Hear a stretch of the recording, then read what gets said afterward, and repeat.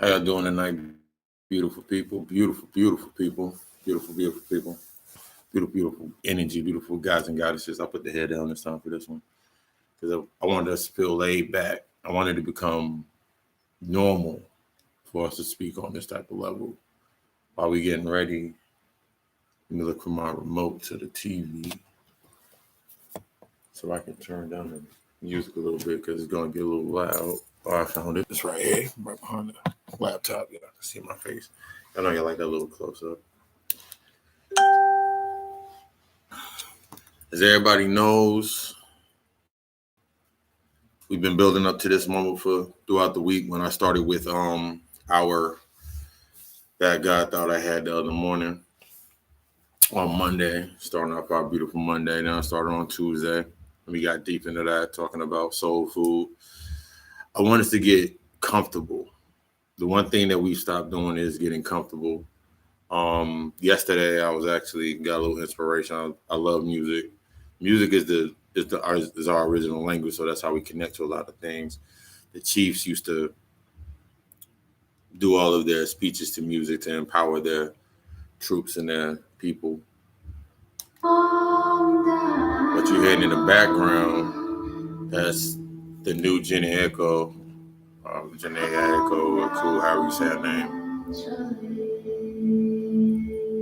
She did a protection mantra. And it says, "Calm down." We'll leave that playing while the room fills up. Basically, for us, what we need to get used to is the first thing we need to look at is what are you entertaining in that aspect. As you go and sign in comments, I can see all the comments after the first lecture, and I was still working on those bugs, so I can see it a little bit as we let the room fill up. We're gonna have a question and answer period towards like the middle of the lecture. I'll open it up for questions, and so if you put your questions out there in the comments, I'll start with those questions, and we can build on questions. No such thing as a question that should not be asked, but listen to the questions that are coming through, because that question, when I go in depth at that one question, it might answer the question, it might lead you to another question that you want to ask for yourself. Everything that you ask, every question that you ask out loud is a question that you ask to yourself. So we understand that we are the universe. So naturally, in that aspect, I'm at one part of the universe in understanding. You're at one part of the universe in understanding. In order for me to understand where you're coming from, and us going back and forth and building, we have to get used back to building with one another. That's one thing about taking our power back, is understanding our power in building. That's how we build that unity. That's how we build our bond. We got that playing in the background. I have a note. I had a couple notes I wanted to start the lecture off with. Let me pull it up really quick as I'm looking at this. Got that bell going. That's that Tibetan bowl. So we're getting that energy right now. Got the incense lit. Let's go ahead and sit back. It's going to be real fun.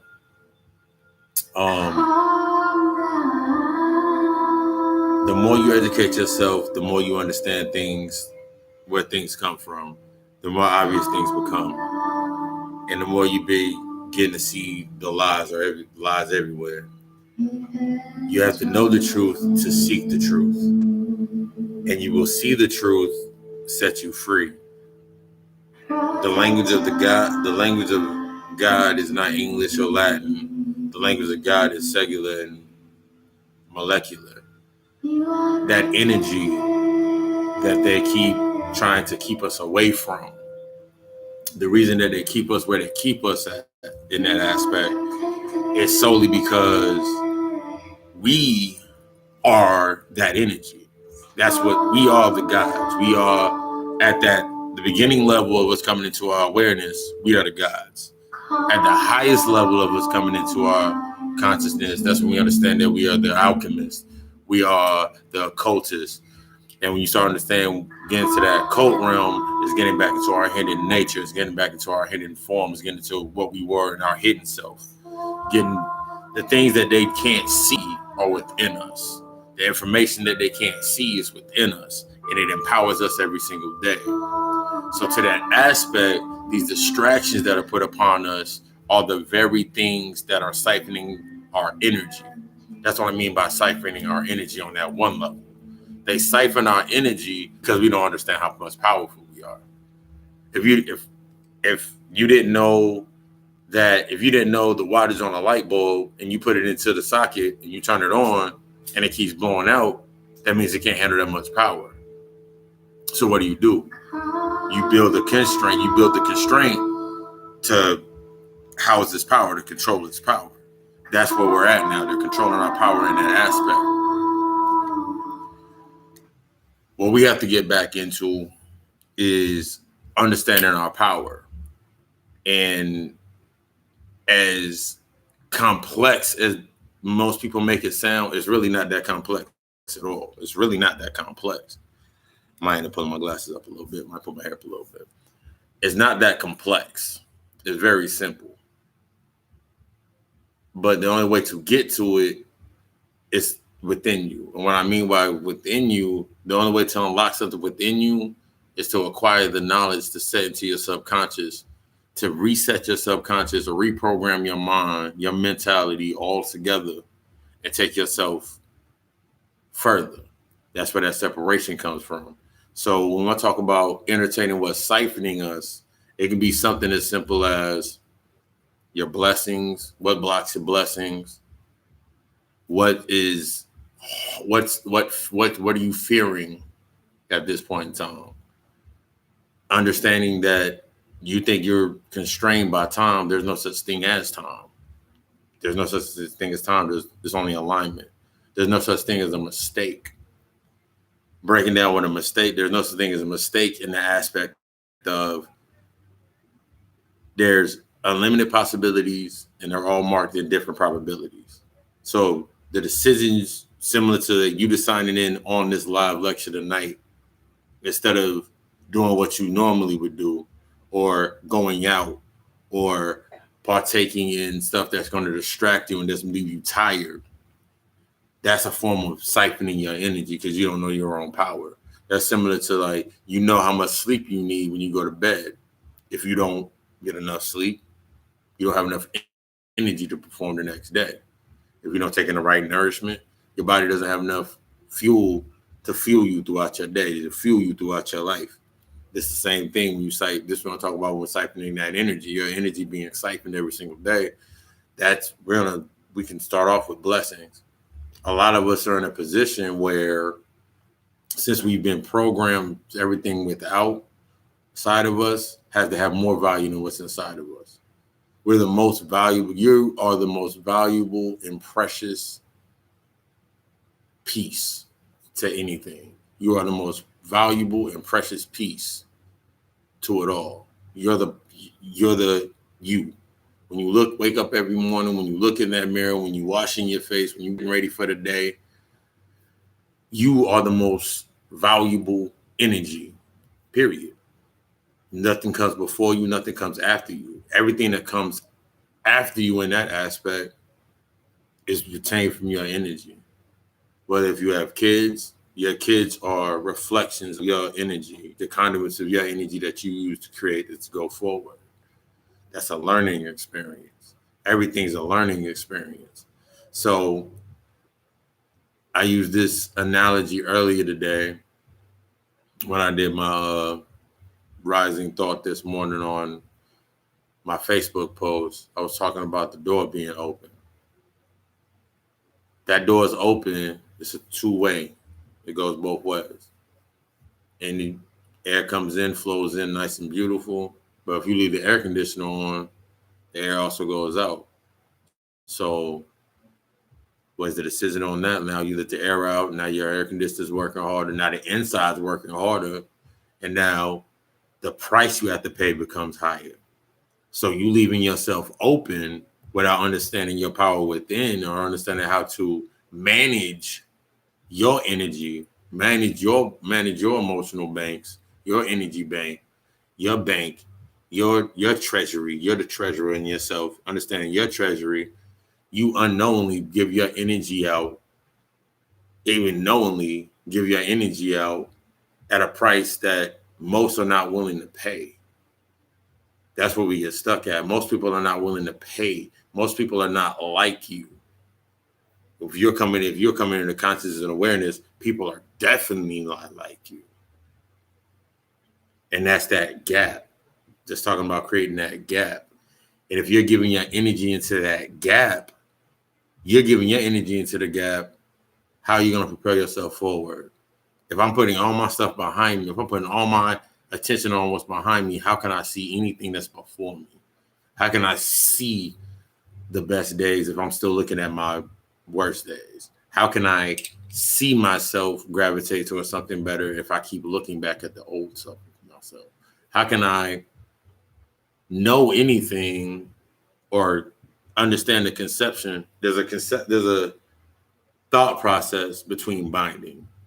And a lot of people don't understand in religion, also the etymology of words, religion means to bond.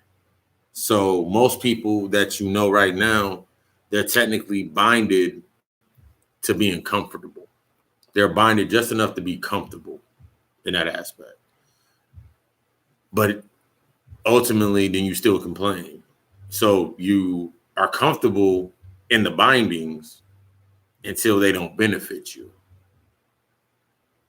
Go deeper into that thought process. If it's not benefiting me fully, like what I said in the reaping, if it's not benefiting you to where you deserve, why are you still attached to it? And you can say fear, money, whatever, but it starts with acknowledging it. It starts with gathering the knowledge. It starts with that reading that one book. It starts with changing that 1 hour in your day. It starts with just many small changes in yourself. We are in a society where everything seems to be instantaneous. That's why you have Instagram, where you can instantly say, I woke up like this. How many people actually wake up the way they wake up on? I've never seen anybody wake up with a full face of makeup unless at some point in time they got up and put the makeup on and then get back in the position and be like, I woke up like this. We suffer from not wanting to go through the process, because the beginning process, that's that gathering that knowledge, that's that gathering self.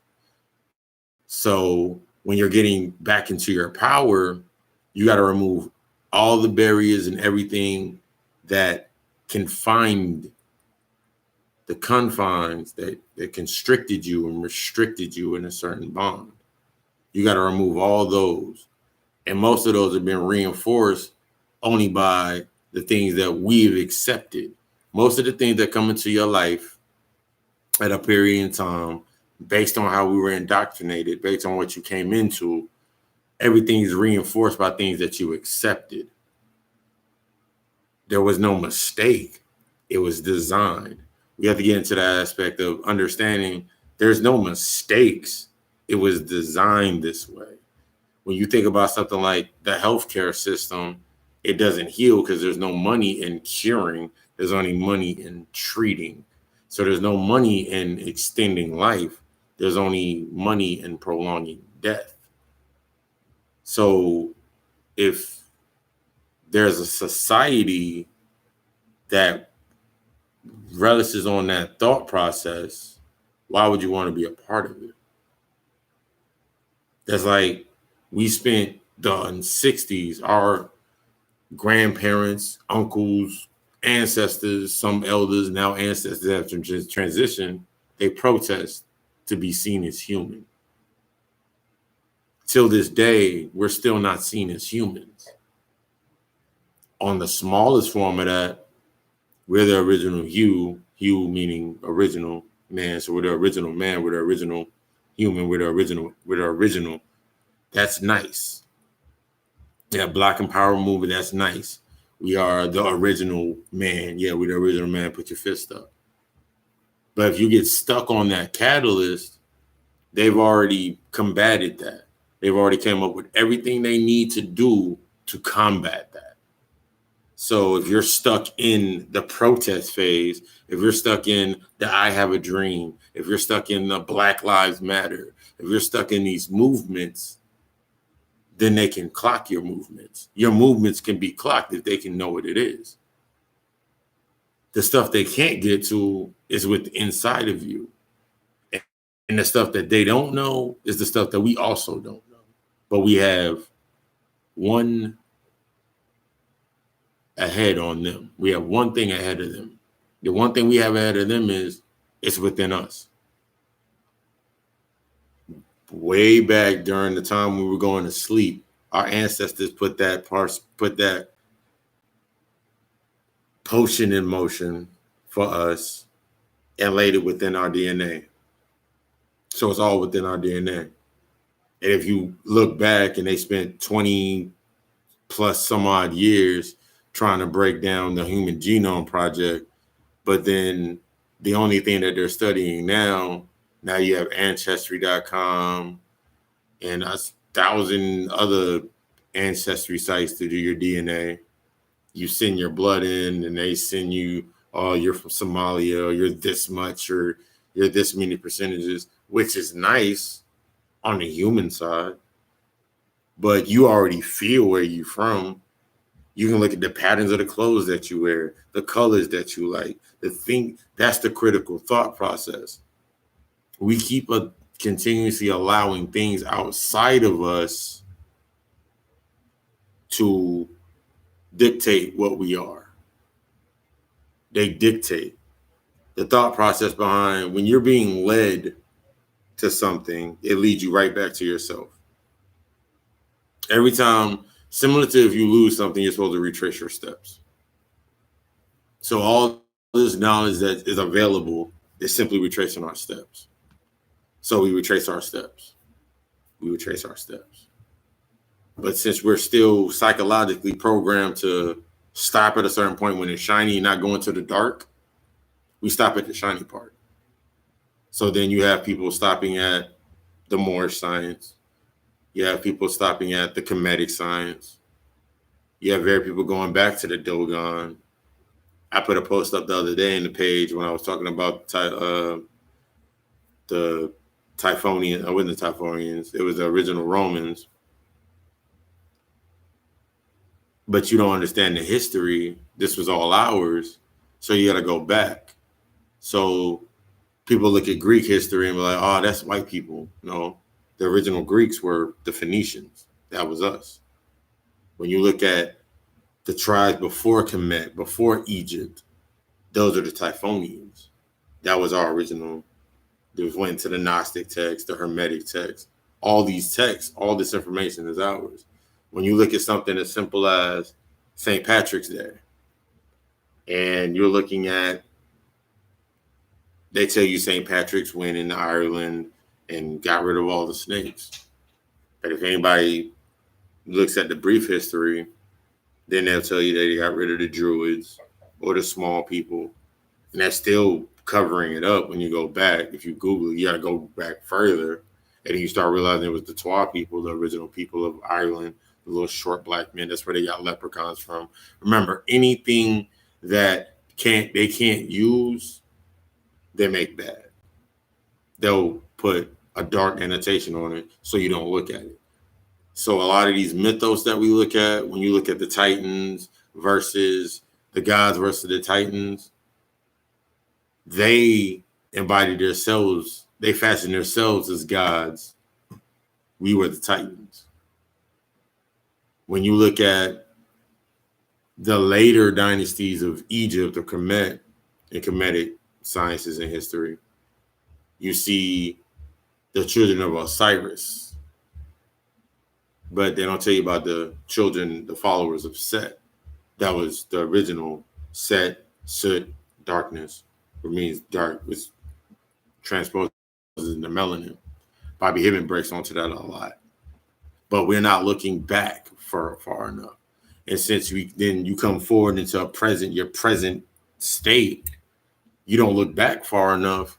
So if I don't know where my roots started or where the root of any issue started, I don't know how to fix myself. So that puts you the thought process into your head of, if a lot of our traumas that happen in our childhood, knowing and unknowingly, that happened to us, those are the reasons why we're at where we're at now. But we're taught, especially when you look at Christianity, for anybody that's a Christian, must understand that you're a Catholic because it stemmed from the Roman Catholic Church. So all that stuff that's happening in the Vatican and all those types of things, that's what you're accepting. You got to remember, if you don't understand something or take the knowledge of it, you don't question it, you must accept everything that comes with it in the negative and into the positive. We're taught, so they give us, it's sinful to indulge. They tell you that it's sinful to indulge. Indulge just means growing into deeper understanding and learning. They put a bad moniker on it. They give you a definition that fits the space that they want to keep you in. A lot of the times we're in a space based on the definitions of what we were put in without taking further knowledge and understanding. So we step further back. So you're looking for something over and over and over again that you'll never find because it can't resonate with you. The only time things pop into your life is when you look at it. You got to look at it. You got to be ready for it. You have to reflect what you want. So we take the thought process of something as simple as, we use that all the time, breaking down because everything is everything. So you look at a relationship and you want to build a bond relationship and you say, I want a strong man. If you don't understand what a strong woman entails, as you coming into the live, coming into it, go ahead and drop a comment so we know who you are and you know you in there, hit that like.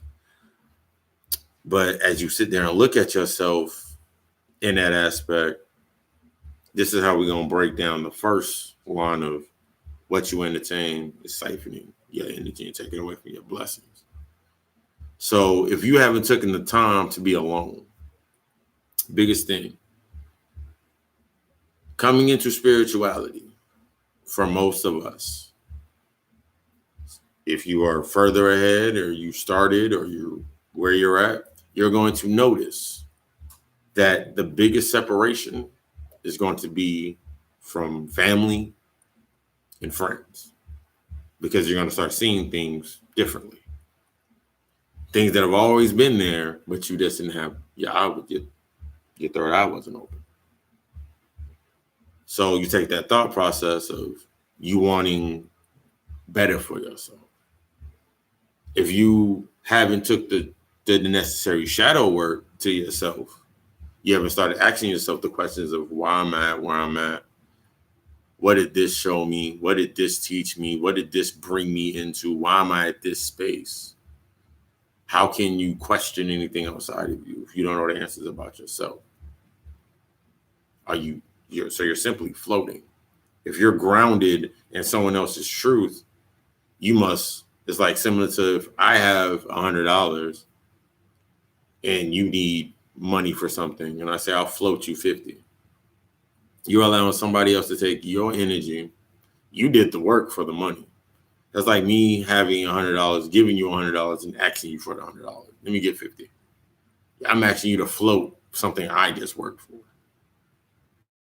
So you take that thought process into your mind. I'm asking you to float me what I work for. So a lot of us are just floating.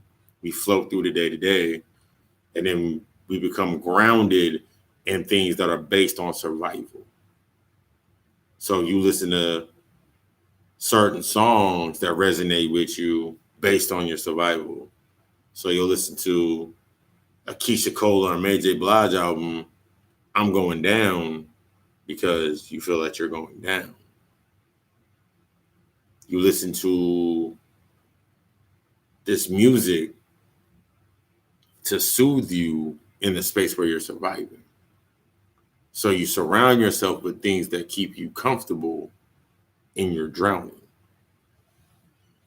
A fish can't drown. Think about that. A fish can't drown. Water can't drown itself.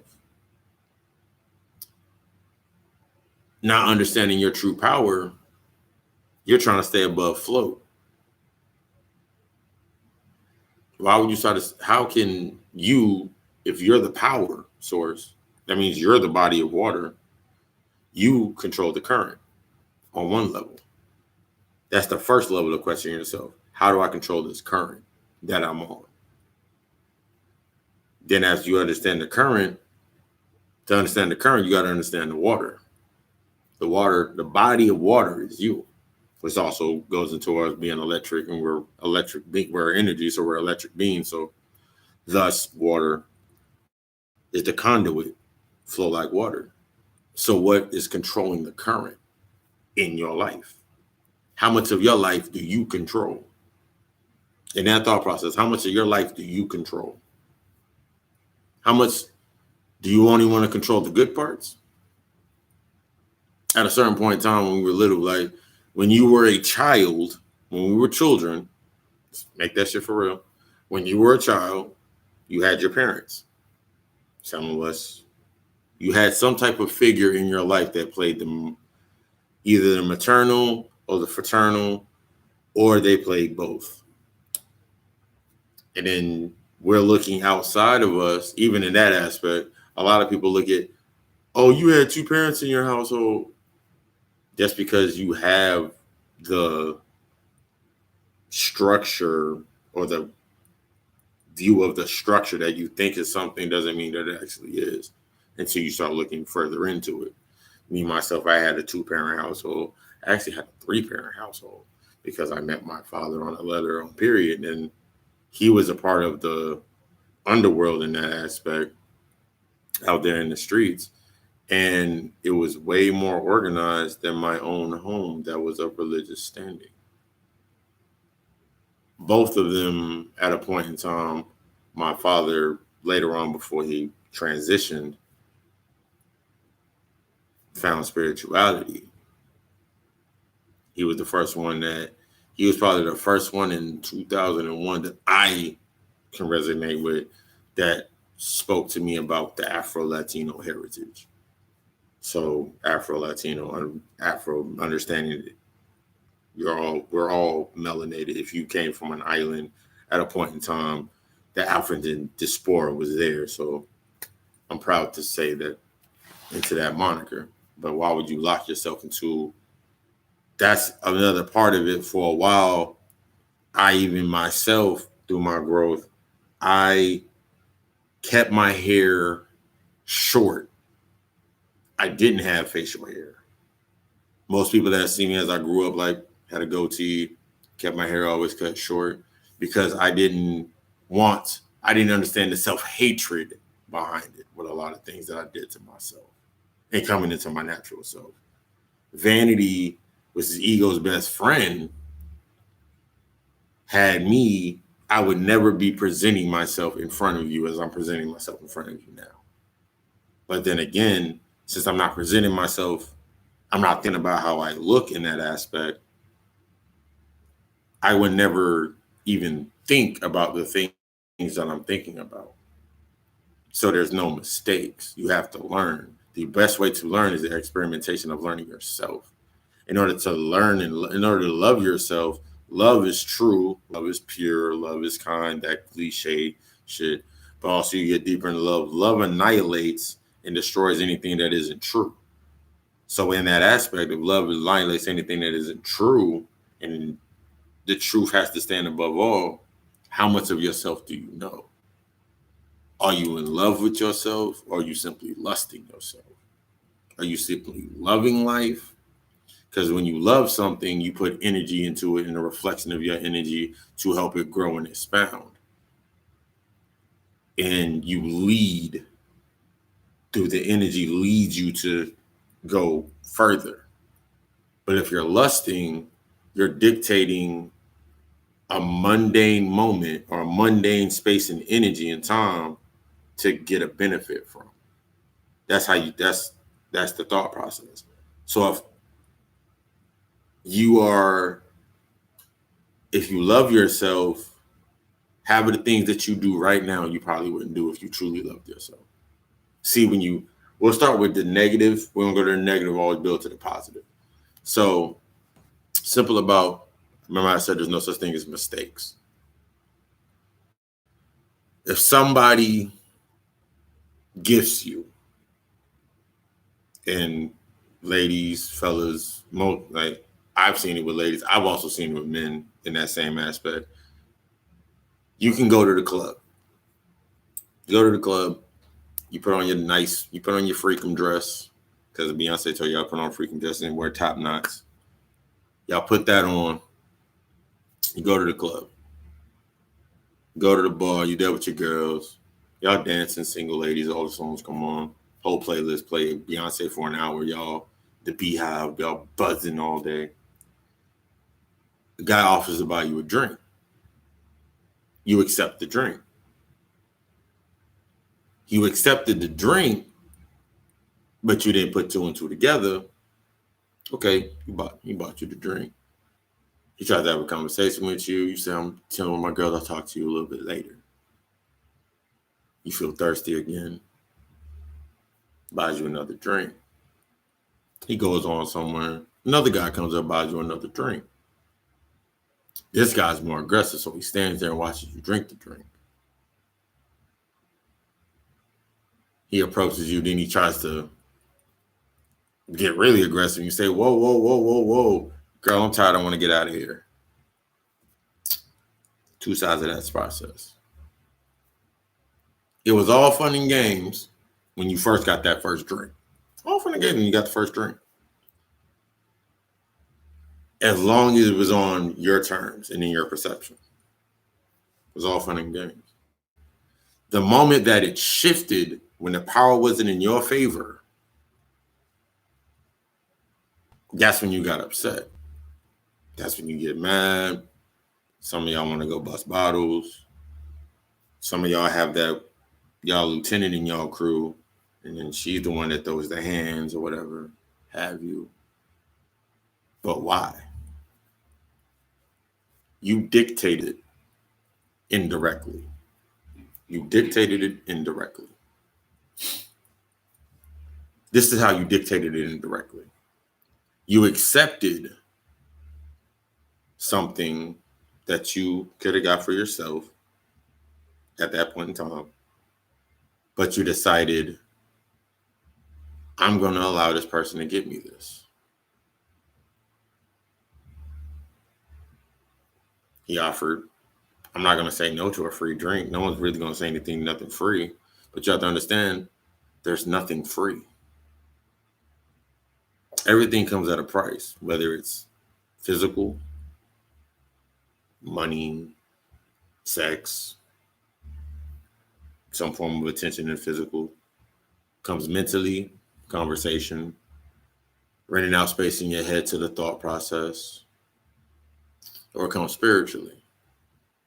That spiritual part, that is the energy draining part. That's where your energy gets siphoned. Because you can be in such a high space, you were in a high frequency, your body was healing, the music was moving you were in a good space. Now your energy got locked down lower. Got knocked down a notch on that energy level. Take that same aspect and apply it to that guy you gave your number to that's been gifting you and giving you things and trying ever so hard to get to know you. In that aspect, trying ever so hard to get to know you, and you're just not interested. But then you sit there and you get all the free lunches or the free dinners, the free movies, the free events paid by this person. And then that person decides to cash in. You entertained it. You entertained it. That's the first part of that's the first part. You siphoned what you entertained. Now you siphoned from this person, and now this person wants to cash in. So now you're upset that this person wanted to cash in. Why? You knew from the beginning what this person said. You can make that excuse in your mind that, yeah, But I told him from the beginning what it was, and I wasn't really looking for nobody. I wasn't want to talk to anybody. But you still accepted the gifts based on that thought process. Because his mindset, our natural mindset is men, we'll say at the men level for right now, and our natural aspect is to provide, protect, and pursue based upon what level we're at. So if you want a higher energy, you want a person on a higher vibration, the things that you used to accept in your life, you no longer can accept. That you want more, you want better, you must know better. In order to get better, you must know better to do better. So you got to raise your vibration. You got to raise yourself up. In order to raise yourself up, you got to look at what's holding you back. For a lot of us, it's the old thought process and paradigms that we've been taught. There's no good men, there's no good women. Where did it stem from? So then you're constantly looking outwards, and then you'll hear some people say, all I need in my life is Jesus. Let's think about that aspect by itself. So the person that is of that energy space, based upon you look at the psychological program, it's a different face. And if we're all looking outwards at something, and you're one side is on, you're separated. One thing you need to understand about religion in itself, it does not bring anything together. It causes separation. In the simplest form, look at the church rush. Look at church folk over here. And then look at, I'm a heathen. Happy to say it, I'm a heathen. I do not believe in the paradigms and the thought process of religion. You can't bind me to anything. Yes, I'm a heathen. By definition, I'm a heathen. You've been taught that was bad. I don't want to be a heathen. I was told that was bad. I was told that was demonic. So you'll see somebody simple as not understanding, something as simple as the Baphomet, which is actually, if you look at more science and they talk about as the perfected man, the perfected energy, you go deeper into that. So how evil really was it? So now you'll walk into a space, we'll say church for now. You'll walk into a building and you give your tithes, which you give your currency away. You give 10% of your currency away. And now you give your time away. On top of that, you give your time away in the first place. You sing songs, talk about demeaning you and saying you're not worthy in that aspect. So now now you're giving more of your energy and your power is being siphoned into a song to a melody, similar to singing the melody of your ABCs and repetition. Now it's programmed into your head that you're not worthy. So when things come up to you that have no value, you've been programmed only to see things that are of outside worldly value. You've been taught to look at the material world, and now you're separated away from the spiritual. So you can't dwell in two houses. That's that whole thought process. You can't dwell in two houses. I can't dwell in the physical world if I'm of the spiritual world. Once you get more in tune to your spiritual center, you realize that you're simply projecting yourself down here. 9 times out of 10, as I move, I realize that I'm really projecting myself down here by the way that I move, because I can see, I have a wider vision. I'm not narrow to the vision. So my power, because I realize what my power is. So take the thought process of, let's didn't get off track. We're still on track. So that goes to that thought process of the life that you want, no one else can give you, because you must be the foundation first.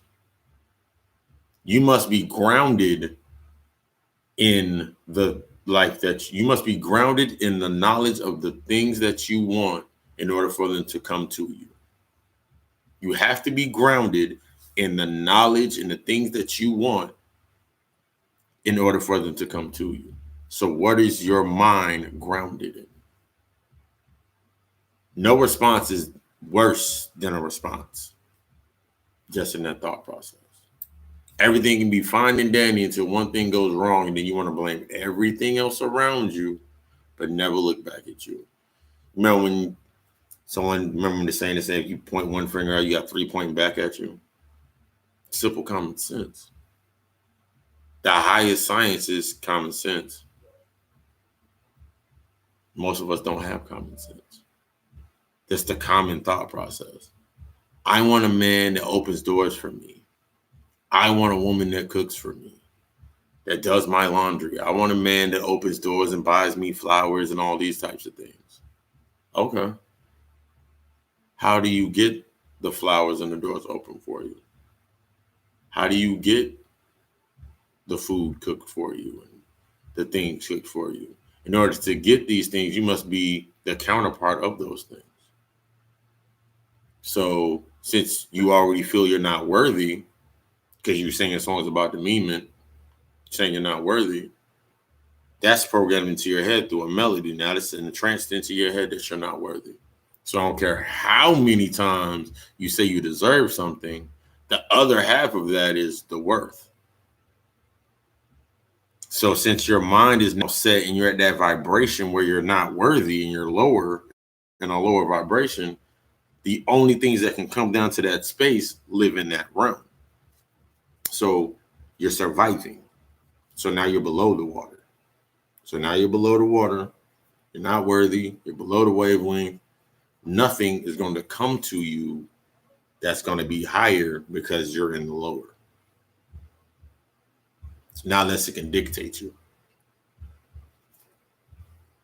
The paradigm shift for us, for a lot of us, is this aspect of we went through years and years and years of the thought process. I don't need a man. And this was promoted to us. I don't need a man. I don't need a man. We can take care of you.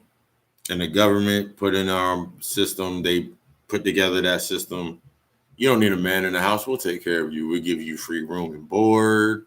We'll take care of your kids. We'll take care of their education. We'll take care of this, and this. You know how detrimental that was to the time. And then sometimes then we put that thought process into our head about, I'm only going to do it long enough until I get back on my feet. The system that we are in is not designed for you to get on your feet. It's designed for you to get on your feet. They wouldn't give it to you. Your intention or your perception of what you want is just your perception of it.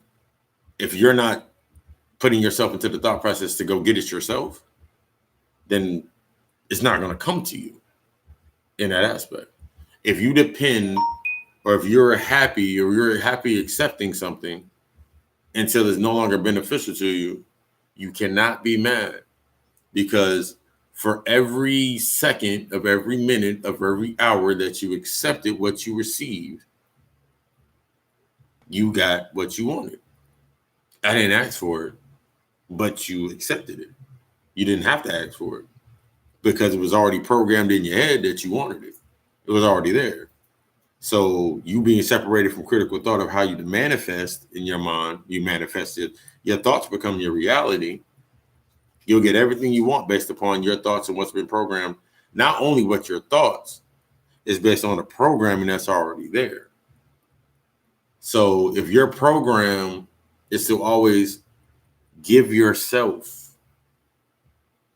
away more than you receive in that sense, then guess what happens? Every time you step outside that door, everything that comes to you is based on the vibration that you're at. It's based on that survival instinct. It's based on defense. It's based on the lowest and mundane things. And that's one thing we got to start looking at. Most of the things we want, once you get to a certain level in spirituality, some of this shit's just mundane as hell. because there's no value in it. Because we understand the ultimate prosperity is actually the knowledge, not the cars, not the clothes, not the jewels, not the bitches, not the niggas, not the ring. None of that has to do with anything. It's the knowledge that you get from it. So everything is a learning experience just in that space. So if you're around a bunch of females, a bunch of women, and all they are is sex to you, every woman that comes around you is going to be a conduit of sex. They're going to be at the lowest physical, and they only can raise you to the ceiling of the vibration where you're at. That's tuned out to the fellas for us. So I read a quote: "A man chooses his woman based upon where he's at spiritually. A man chooses his woman based on where he's at spiritually." The other part of this quote, which is not put in that quote, is understanding what the spiritual energy is. Spiritual energy, or the spirit realm, you must feel it until you can see it. Until you get to the level to where you do see it. That goes into the conduits when we go to sleep and our subconscious starts talking to us. The dream world is our real world. This world is the illusion. Our world is the dream world, where we always, in your dream, you feel like you're the most powerful. You can be a drug kingpin, anything you want in your dreams. So they always say the American dream. You got to be asleep to get it, because you dream when you sleep or when your mind's on autopilot. So if you dream while you sleep, and they tell you you've been fighting for the American dream this entire time,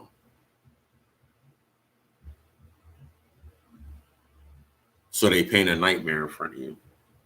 You've been going for the American dream your entire life. The American dream for your entire life, not realizing that they paint you a nightmare. They show you a nightmare on TV every day.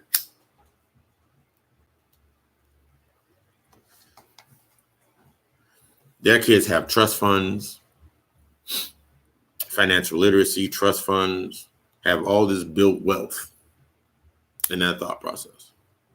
What do your kids have? Love and hip hop, empire, and power. Oh, we had a Black Panther movie. Oh, we had this movie. Oh, I had that movie. In order to receive these things, I must hand it to you. In order for you to get these things, I must dictate everything about your life. We're stuck in this thought process of being dictated. We're stuck in that thought process of being servants. And that goes against your entire paradigm. That's why you get so angry. You can get so angry because your job didn't pay you. Right. You can get so angry at somebody because they betrayed you. Get so angry because somebody betrays you. Oh my God, I feel like I'm just so betrayed. That's your ego speaking to you. But what is it teaching you? You put so much energy and feed your ego. Our egos get fatter and our souls starve. Your ego gets fatter, but your soul starves because you're lusting. You're taking your thought process into that lusting. I can't believe they did that to me. They showed you their hand. How are you going to move next? You got to understand it's not checkers, it's literally chess. We're kings and queens in that human set. We have to get into the thought process of killing humanity. Killing humanity is the biggest thing that we have to get into. The human narrative that's been written for us is based on this moralistic compound and confines that don't work for us. it doesn't work for you. You feel you can go into a room and negativity will always be loud. I was watching the David Banner podcast earlier today, and he said negativity is always loud. But that moment when somebody wants to thank you or saying you're doing something good, they'll whisper. So everything outside of you that's happening, how negative is it? You've accepted negative your entire life because it's against your natural self. So you got to look at what they tell you is negative. Is it really negative? Is your history really negative? Because they say you have no history and we're savages. But Timbuktu was in Africa. It was about, I want to say it was like 150 some odd years before they were even permitted to come into our mystery systems, into our schools. So how savage were we if we were the first and we're the original? That separation in our power. They separate you from your power so you stay siphoned. Most of the relationships that you are in right now, it siphons power from you. It keeps you in a state that is lower than yourself right now. You're in a state lower than yourself right now. It keeps you in a vibration lower than yourself, so you never go to your higher self and never know how powerful you are. So you can continue being used. Most of us get used every single day and don't realize that we're being used. And then to some people, we know that we're being used, but we don't do anything about it, except for complain. So we add more negative. So we give them more power by giving us our chance of being negative to it. So we get more stuck. So just think about how your mind's working on that. If in my mind, I'm thinking that my reality and my space around me is negative and I want better, and someone else has something that can make my life better, and I don't know how to go get it myself because I don't want to go through the process of getting it for myself or learning how to acquire it myself on my terms, I have to settle for everything that person gives me. Negative or positive. But we don't think. Negative or positive. What's negative for you can be very positive for me.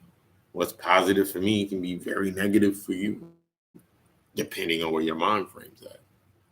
So if you have an issue with spending money and you meet a brother that is financially stable, has a financial literacy that can build stability, and he tells you you can't go spend money on that, in one sense, he's coming from, you gotta understand his paradigm of where he's coming from. He might be coming from the paradigm of, all I know how to do is dictate. Because I'm in the Eurocentric thought process of, I'm the man, I have the power, you're the woman, you submit to me. That was never our balance. And that one excuse that people will always say is that Africans are very detrimental to their women. You got to understand the process of what they've gone through to get to that process. You have to understand the process that the same shit that you've been through, the person on the other side has been through.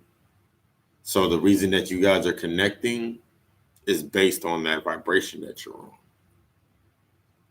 So you can't have an excuse, but Africans are so this, and this. And then you'll have Africans say, I don't like Americans because of this. But they show you that on TV, so you automatically don't want to go back to Africa or have anything to do with Africa. Most people want to be American so bad, but they don't understand what an American is. Because the original constraints of America, we are the indigenous people. We were everywhere first in that thought process. So what America do you want to be a part of? The America that's been built into this system, you want to be entertain this system and continue to be siphoned? Or do you want to build your own? Think about the Wild Wild West and the gold rush and all this, the history that they did teach us. It was sand and dirt every damn where. In that thought process, it was sand and dirt everywhere. Just in that. So if the sand and dirt was everywhere and they started from the dirt and we started from the mud and now we're here, they were getting it out the mud. Don't you think we got to start at the mud at some point, Dom? Even if you listen to a Kevin Gates song, almost every other song in the first Luke Cabasi album is getting it out of the mud. So he had to get dirty first to build himself to where he's at right now. So he went through a process. He told you about his process. Some music actually they tell you about their process or how they got there. Some people ride that wave and continue to tell you how they got there. But you never look at the results. You never look at the results in that thought process. Excuse me for one moment. That'd be good.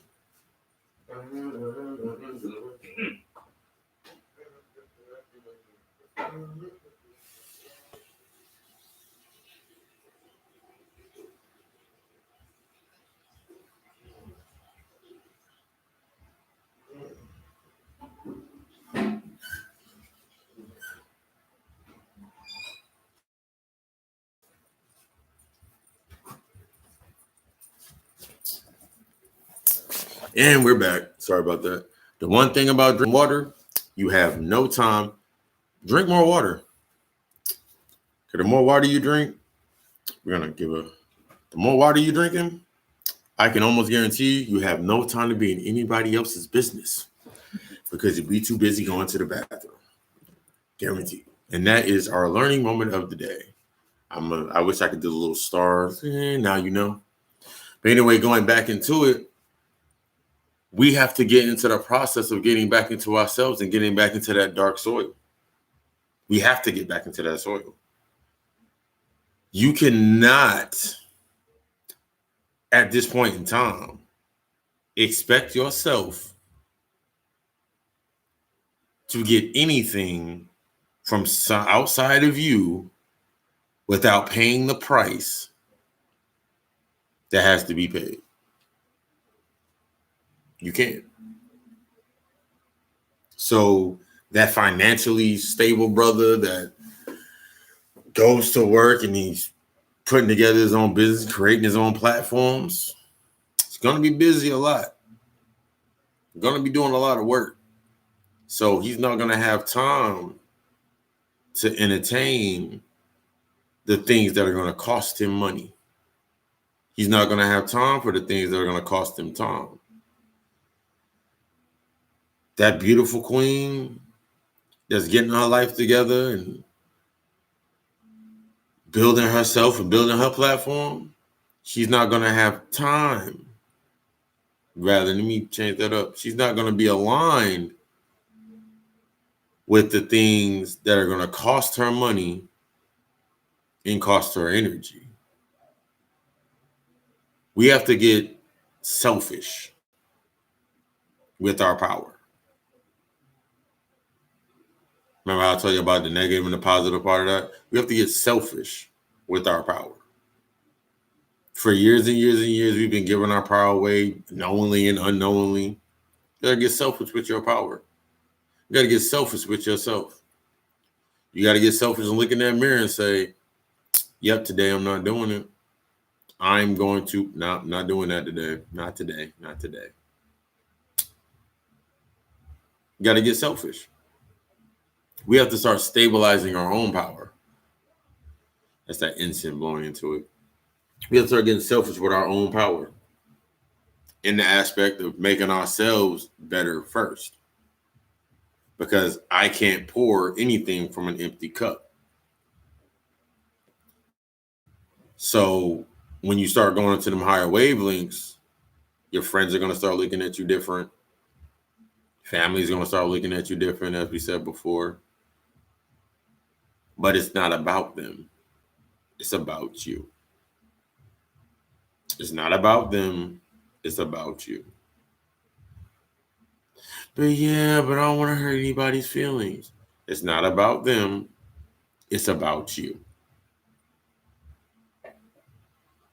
Simple and plain. It's about you now.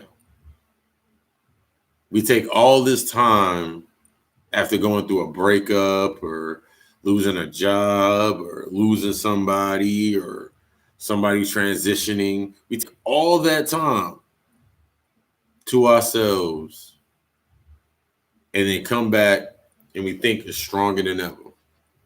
Take all that time, come back stronger than ever. Just to repeat in the space that we just came from. I'm gonna do it better this time. Man, I ain't dealing. You'll sit there, that's like getting wasted on a Friday,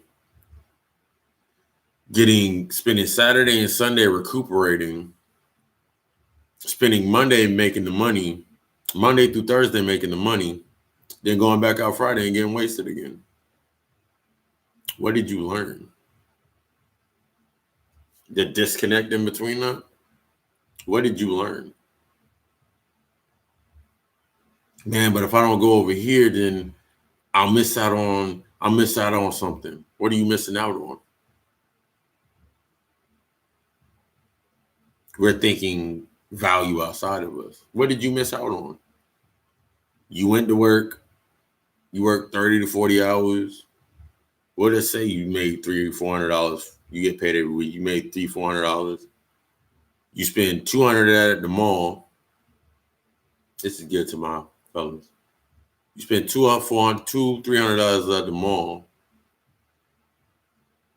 If you really getting a haircut and you really precise, you spend about $30 at the barbershop. That's including the tip. You don't put gas in your car. So then you don't put gas in your car, so your car don't have.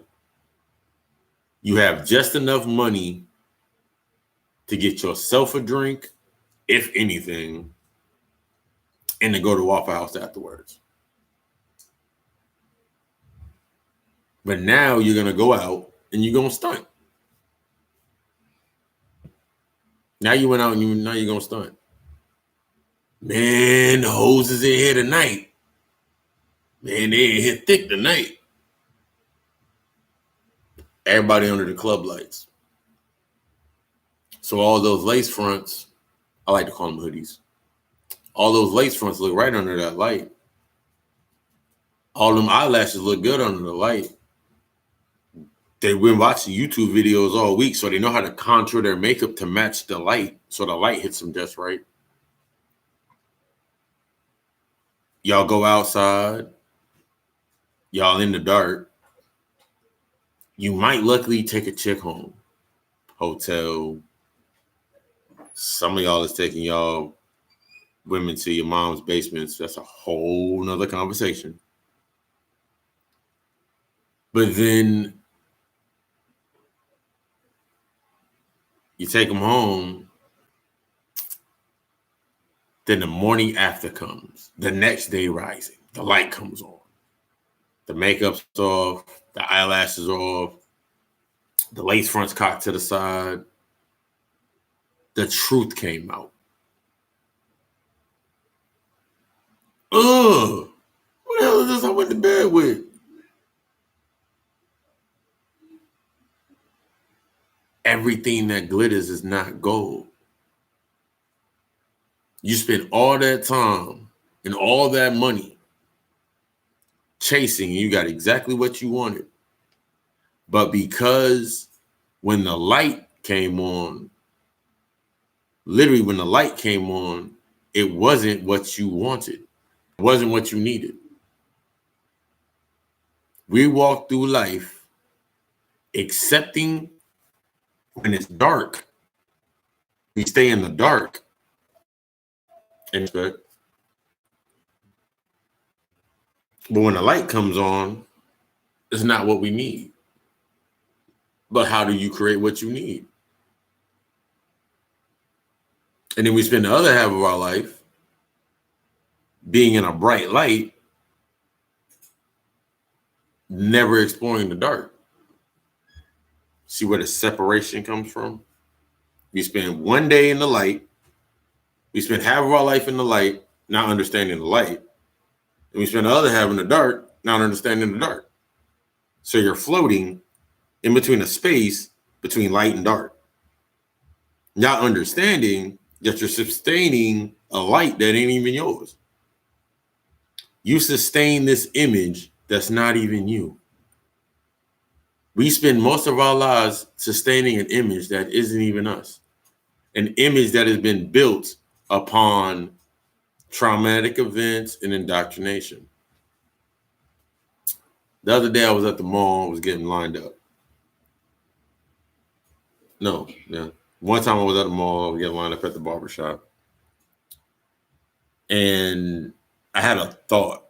I saw a little kid. I saw a little boy. He was a little fresh. He had a little polo on. He had his shoes. He was real fresh. Real, everything matched. He was real together. I saw a grown man, saw an adult brother with his lady. He was dressed in the same exact outfit as the little boy. Same exact outfit. He had on a red jersey. The boy had on a little red jersey. His jersey was, the little boy had a little jersey, had like a little bull on the frame, a little Jordan jersey. He had a Phillies jersey on, but they were dressed exactly the same. They were dressed exactly the same. And then I thought about it. I was sitting there getting my hair cut. We spend all this time never growing. We spend all our time in our life never growing, siphoning from the same energy that we grew up on. Just think about that in that thought process. You spend all your time drawing from energy you drawing from a light that's burned out a long time ago. That's why you're tired. That's why your energy isn't right, because you're drawing from an energy that is not yours anymore. I'm looking at grown men in matching, and it just reminds me, you were little and your mom dressed you for picture day or dressed you for school, and your whole outfit matched, and you're like, oh my God, Mom, I got on these sweater and corduroys, or I don't want to wear a dress to school. It was based on the paradigm where they were taught. They were taught to wear dresses, so the only thing they thought about is put you in a dress. The boys were taught to dress in certain outfits, so then they carried that paradigm over and over again. That's similar to what we go through with everything else. Remember, everything else, everything is everything. So that same thought process is in the knowledge that we have now. The same way that your mother was raised and how your grandmother passed something down to her was passed down to you. Even if you don't do it, I mean, this is the biggest part of it. Even if you don't do it, if you don't understand why it was done in the first place, you're bound to repeat it, but it'll just be customized to you. Even if you don't do it, I hate this part. I hate that my mom did this, and I hate that my dad did this. Since you didn't understand why they did it in the first place, you're bound to repeat it. You either become what you hate or you become what you love. You either siphon the energy from what you love, what you lust, or you're either siphoning energy from what you hate. You're either giving your power away to what you hate, or you're giving your power away to what you lust. That's the decision process that you're in. That's the mindset that a lot of us are in. That's why someone can put Cardi B on TV and she knows how to sell what her selling point is.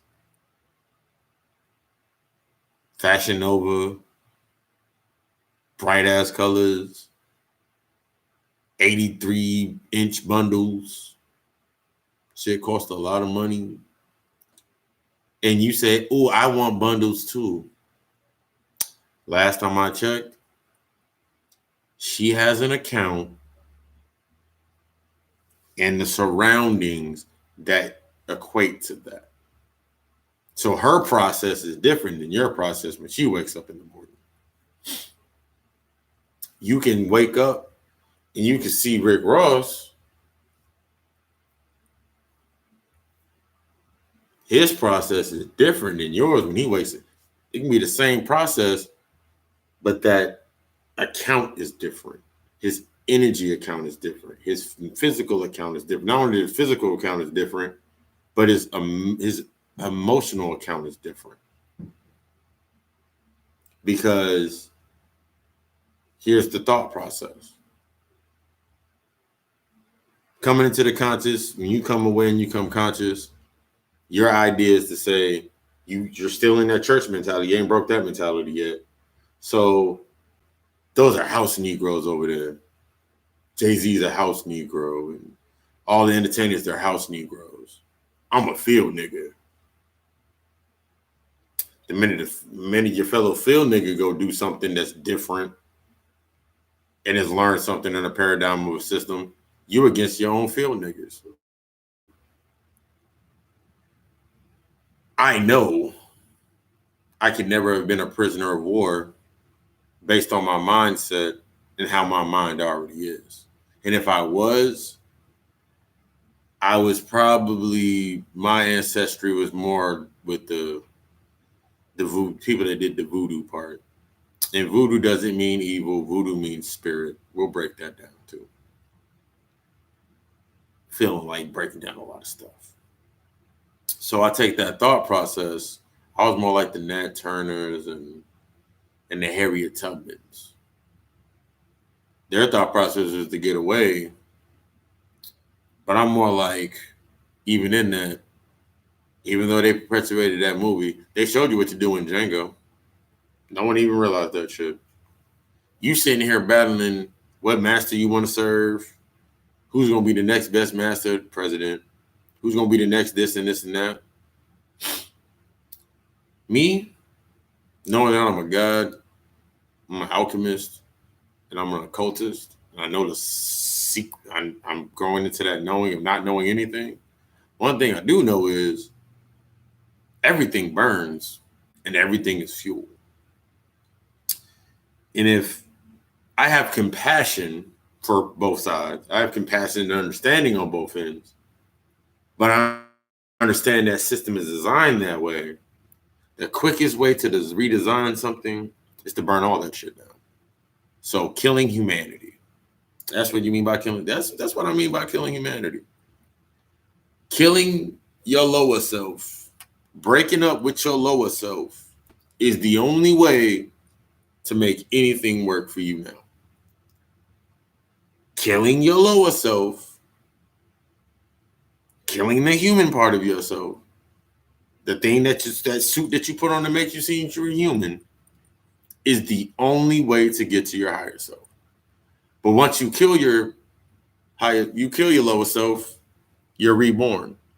So then you're just a spirit. So basically, most of the conscious community are the walking dead. Because there's the dead, which the community call the religious folks, they call them the dead. So you let the dead lay with the dead. The people that love ignorant, they love to be in blissful ignorance. So that would make certain conscious folks the zombies.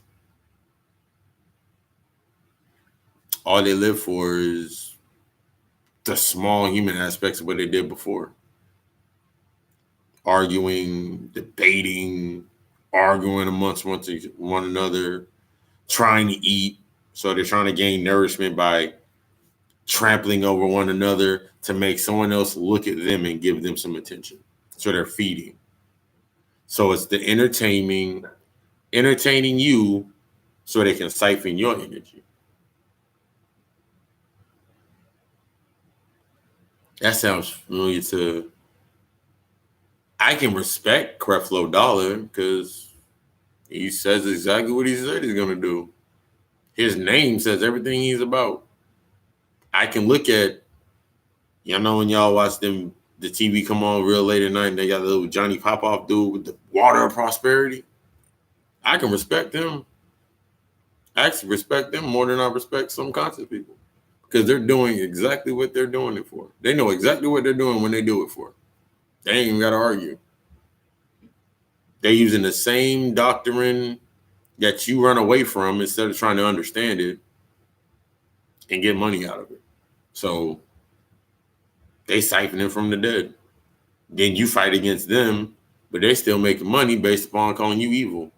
But you're not doing anything.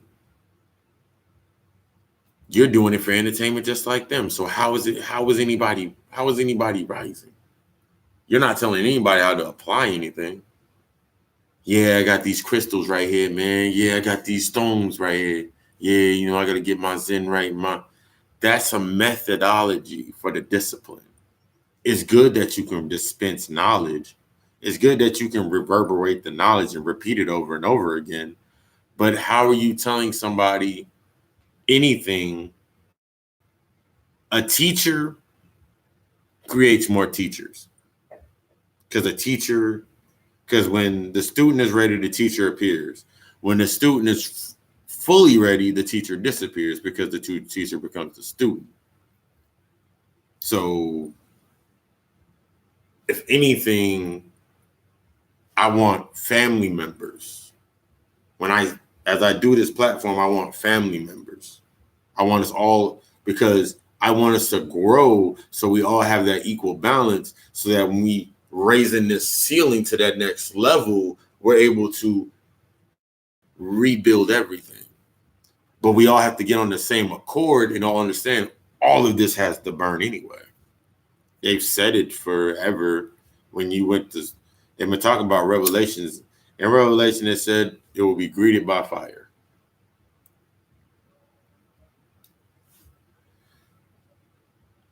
The world drowned the first time in water. And then again, the second coming will be in fire. The water, that was you falling into the sunken place or falling asleep. The water was us falling into the sunken place or falling into the womb of your mother. We fell into the womb. We fell into the spiritual womb to come out into the physical world. We fell into the physical womb, the water, to come out to this physical world. But now, let's say your Kundalini, it's our Kundalini energy, the fire within us, our soul, represented by the sun that's outside. The left side of your brain is the sun. The right side of your brain is the moon. That's why you do moon rituals under the full moon, because that's more of the creative side of yourself, or I want to say it's your left hemisphere. I'm going to look it up just in case. But I want to say it's the left hemisphere. That is the sun as compared to the moon. I don't want to mislead anybody because we ain't paying tithes. So I don't want to mislead anybody anymore. So let me look at this photograph, because I literally take pictures of everything damn near now. Let's go out of there. Okay, I'll make sure I'm in the right picture book, because I have so many pictures. Yes, we're going to break down that right now. The feminine side, or our spiritual side, or the sun and the moon. Remember the story, the sun and the moon? Every time the sun loved the moon so much that he set every day so his moon could rise, and the moon, she loved the sun so much that she would die every night so the sun could rise. That's the masculine and feminine energy. Just pull it up. The feminine energy, or the yin, we'll use in a sense, are the right brain functions. Casual and free, intuitive and creative, visual, colors, nonverbal, imaginative, emotional, holistic, divergent, subjective, random, simultaneous, adventuresome, sensory, concrete, whole big picture, synthetic, rationale, and left-hand control.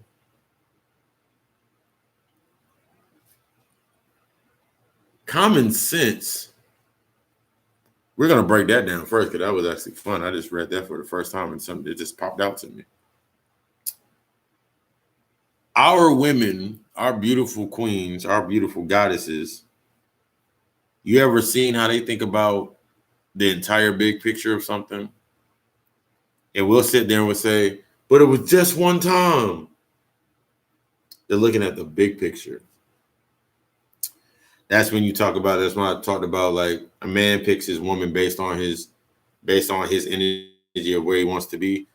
We choose our women based on, because in understanding, when you just go back in simple history, the Pharaoh could not sit on the throne until he was given the forbidden, what they call the forbidden fruit, which is knowledge, was given the fruit of knowledge. And that had to come from them because they're the only ones that could produce that pathway of that knowledge. Because the knowledge that comes into being a king, the knowledge that comes into creating, the creative energy that is a spiritual, that's the spiritual side. The spiritual energy is feminine. So that makes you understand why from Genesis all the way to Revelations, they down the woman. And then even in looking into the society part of that, why would you want to be part of a society that doesn't respect their women? They created an entire feminist movement because they wanted to be equal to their men. Because in that paradigm, not understanding the understanding that agenda to that paradigm was still going against, you came from the rib of a man. So you wouldn't be here if it wasn't for me. But in reality, you really should we understand that even when you look at the paintings, they have umbilical cords. So there was an umbilical, they have belly buttons. So there was an umbilical cord attached to it. So that would make me think all of my energy came from a woman. And when you're looking at the tree of life, everything without is a reflection of within. The tree of life is the placenta. Try going to the hospital right now at this very moment if you're pregnant and you're about to have a child or whatever. Try to go keep the placenta. You will have to sign, I believe it's like 15 pages worth of paperwork. Last time I think I read, it's like 15 pages worth of paperwork just to keep something that came out of you. The minute that you put the birth, and that goes into that minute that you sign that birth certificate, your child isn't even yours. That's why if DSS comes to your house and your house is dirty, and that goes into that low income housing, you go into that space, now you're being monitored, you come into your house and your house isn't clean, they take your child away. They have every right to take your child away because your child isn't yours in the first place. Because of that birth certificate that you signed. And that little red number down at the bottom, I think it's at the bottom or the bottom right or left-hand top, they own your child anyway. But that's for another lecture. Let's get back into that picture. Breaking down I'm going to give that whole side of it in that spiritual sense. Our purpose, if you are a young king or an old god, because we are the oldest, so we're the old gods. If you're a young king, becoming God,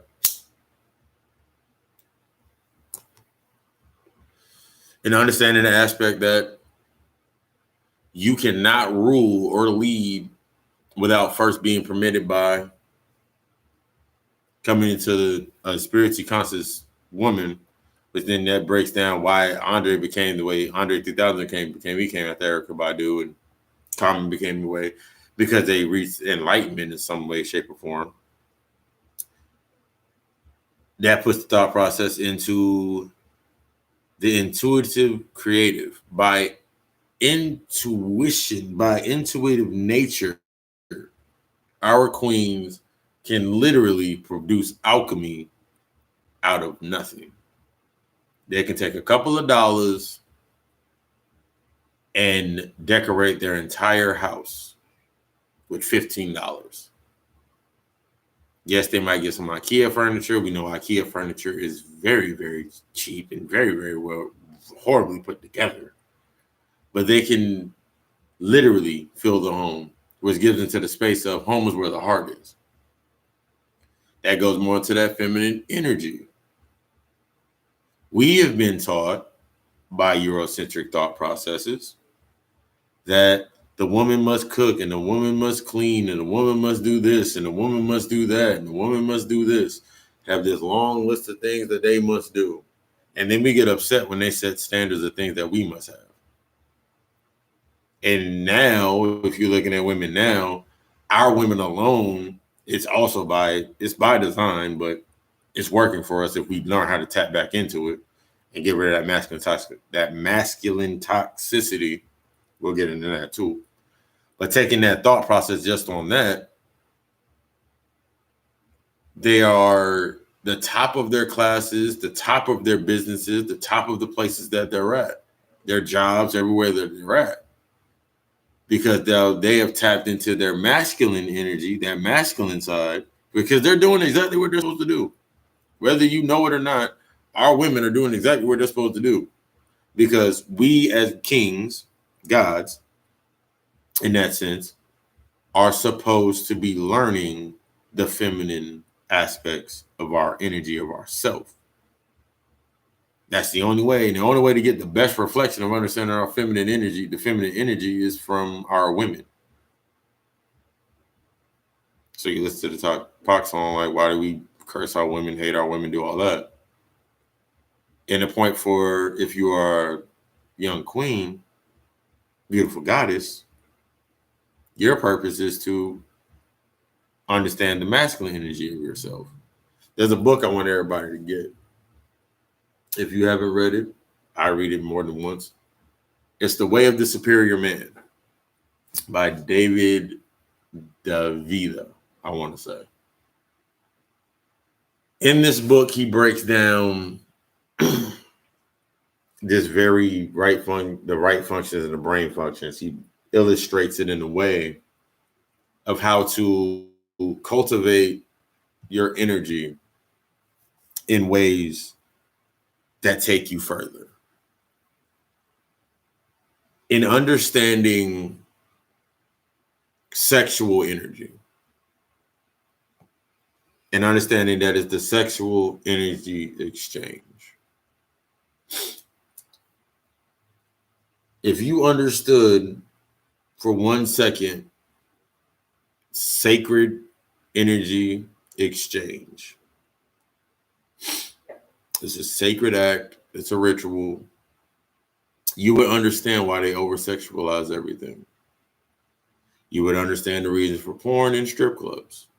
I broke down in The Reaping, I was talking about strip clubs, the human zoos, how they used to objectify our women. Just in that thought process by itself, just in that. I'm going to drink some water real quick, rehydrate my body so I can finish this beautiful lecture. So we got 4 people in. We are going to have a question and answer period. So if you have any questions, any thoughts that you want to throw out there, go ahead, throw them up there in the comments. No time for enough questions. We're going to have a nice little building. We're going to have a nice little building session towards the closeout. So go ahead and get your questions ready. Go ahead and put them in the comments so I can look at them and I can formulate, use my right brain and intuitively use my right brain feminine energy. I can look over there to those, and my masculine and keep dispensing this knowledge, do that androgyny, because the ultimate form of becoming a god is understanding androgyny. And then you understand so many things can be explained with the agendas, and then we're going to get back into what I was talking about with David D. with the sexual energy, and that leads into this. So many things can be explained and seen once you understand the basis of our highest act, which is alchemy. In the highest form, in our human form, alchemy for us would be the sacred energy exchange. So if I separate you from your spiritual energy and your spiritual self, you don't have any understanding of how the spiritual part is the S, is the sacred. The mental part or the enlightenment is your mind, is the exchange of thoughts.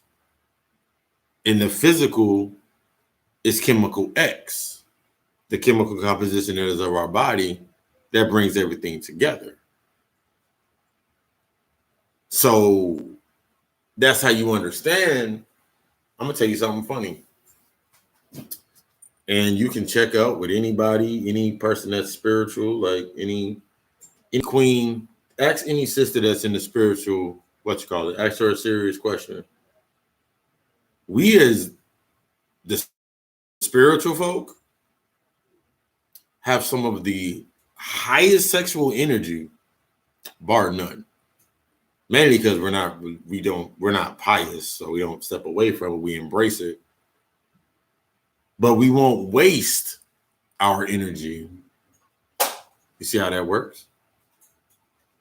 The more you come into yourself, your true self, and you love yourself and grounded in yourself, the less time you will spend wasting your energy. The more power you know you possess, the less time you will take wasting your energy. It says it in one of those chapters.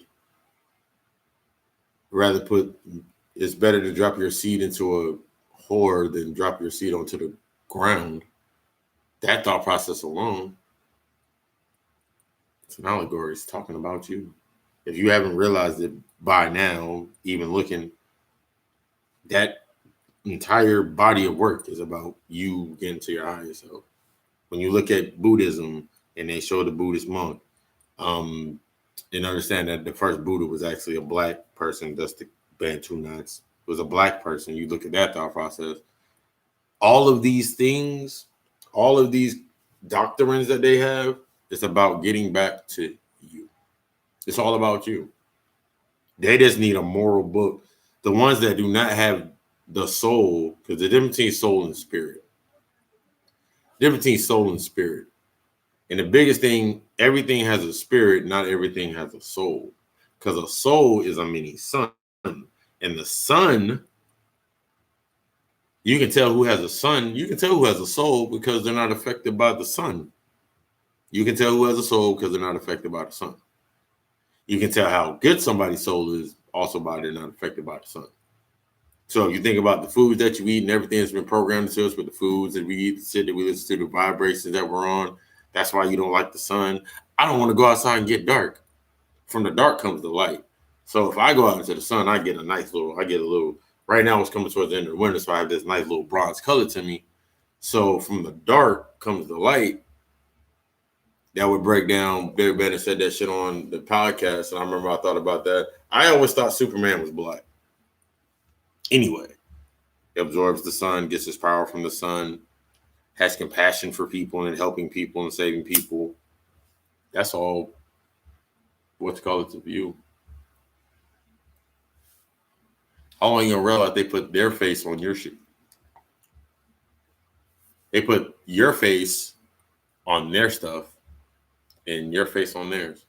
But it's a play out. The thing we get stuck of, everybody sit there and say, the white man's the devil and the white man's this and the white man's that. What are you learning from it? Two sides of a spectrum. Extreme love. Love is on this side of the spectrum. Fear is on this side of the spectrum. Two different wavelengths. Fear would be the light. Because when you fear something, you are scared of the dark and you want to stay in the light. So love, which is the deepest, when you go deep inside yourself, would be the dark. So if I don't have a soul,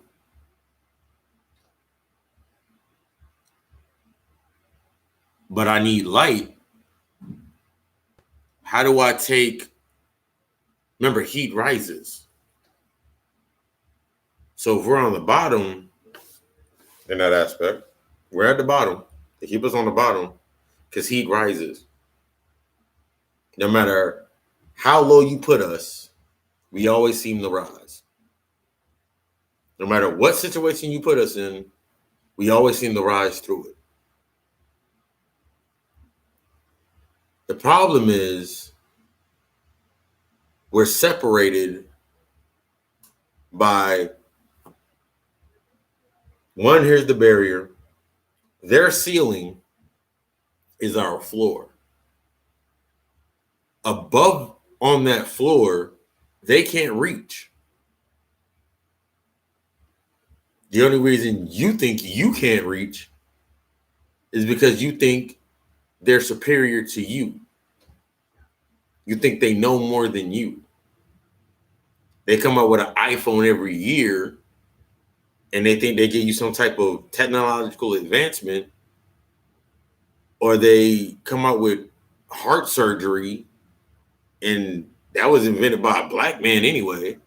Any of these technology, any of these advances in health, all of the things that make things work, from what they did teach us about Black History Month, which is Black History every month anyway. Don't bring me that. It's Black History Month. That's when you should do Black History every fucking month anyway. They keep us down here, but our power still rises, and they siphon it. The key to it is, remember how I told you, you fighting to see who's going to be the better master and who's going to let you do the most playtime. They keep us as children, that child of God bullshit that they give you. They keep you down there. You're trying to see who's going to let you play. This is going to have the most, run around, have the most recess. The key to it is to take them out of your mind as existing at all. Because the moment you take away that barrier of something existing at all, that's how you rise to where you need to get to. You put them back in the place below you. It's no longer weighing you down. Those thoughts that you keep giving your power to, they're no longer weighing you down, so you rise up.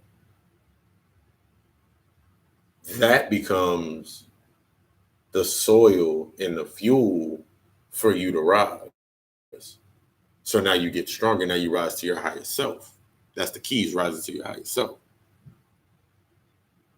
We're so stuck on, but I want the feeling. We always talk about we want the feeling. That's the spiritual part. That's our spiritual energy. That's the spiritual part. Oh my, that's the spiritual part. We have to get back in tune with that energy, with that space, with that time to ourselves. It's nice that we can read and we can recite all this knowledge, but how are we applying it? It's good to expound upon knowledge and expand our minds, because the further we expand our minds, the more power that we can contain, the more we can harness our power.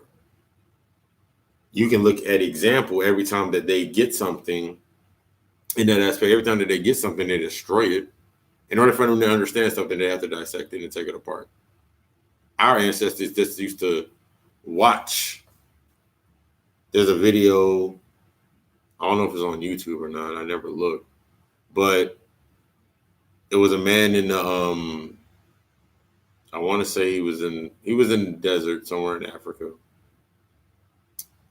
and he watches a baboon go get water, but it's a spot where he go gets water and then he comes back to a tree.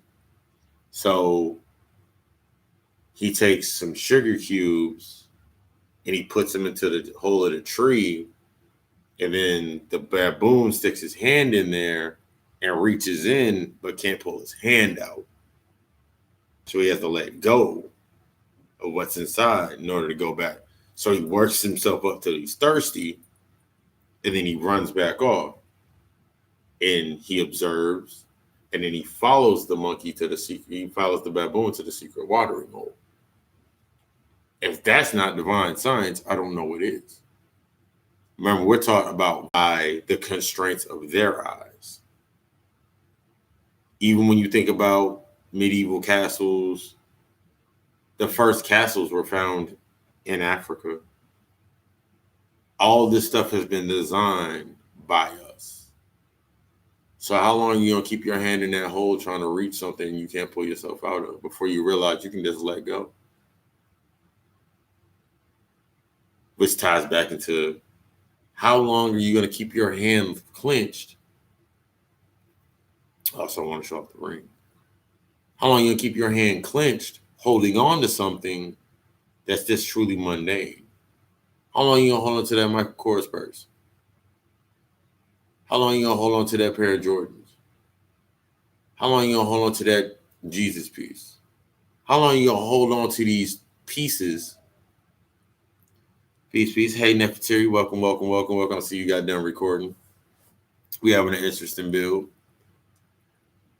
Go ahead. If you have any questions or thoughts as we go through the lesson, you can also put those in there, and we're gonna have a Q&A system coming up in a little bit. But we're enjoying the build right now. We're enjoying the vibe. If you want to do a watch party, go ahead and do a watch party. Also, while we doing this, I had a nice build with Nefertari today while I was getting ready for the lecture, and got a couple plans going in the works. And that's the thought process that we need to get into. It's not about just having the knowledge. That's not the part anymore. It's about the cult part of it is understanding our knowledge, understanding the alchemy of how we build things. That's the biggest part of it for us. So it's understanding that in order to build our own, to rewrite our narrative. Right now, we have a lot of narratives, especially in the communities, where all we do is spend time, how I talked about earlier, how we spend time arguing with people and going back and forth, and we're not building any unity. So we're further separated than we ever are before.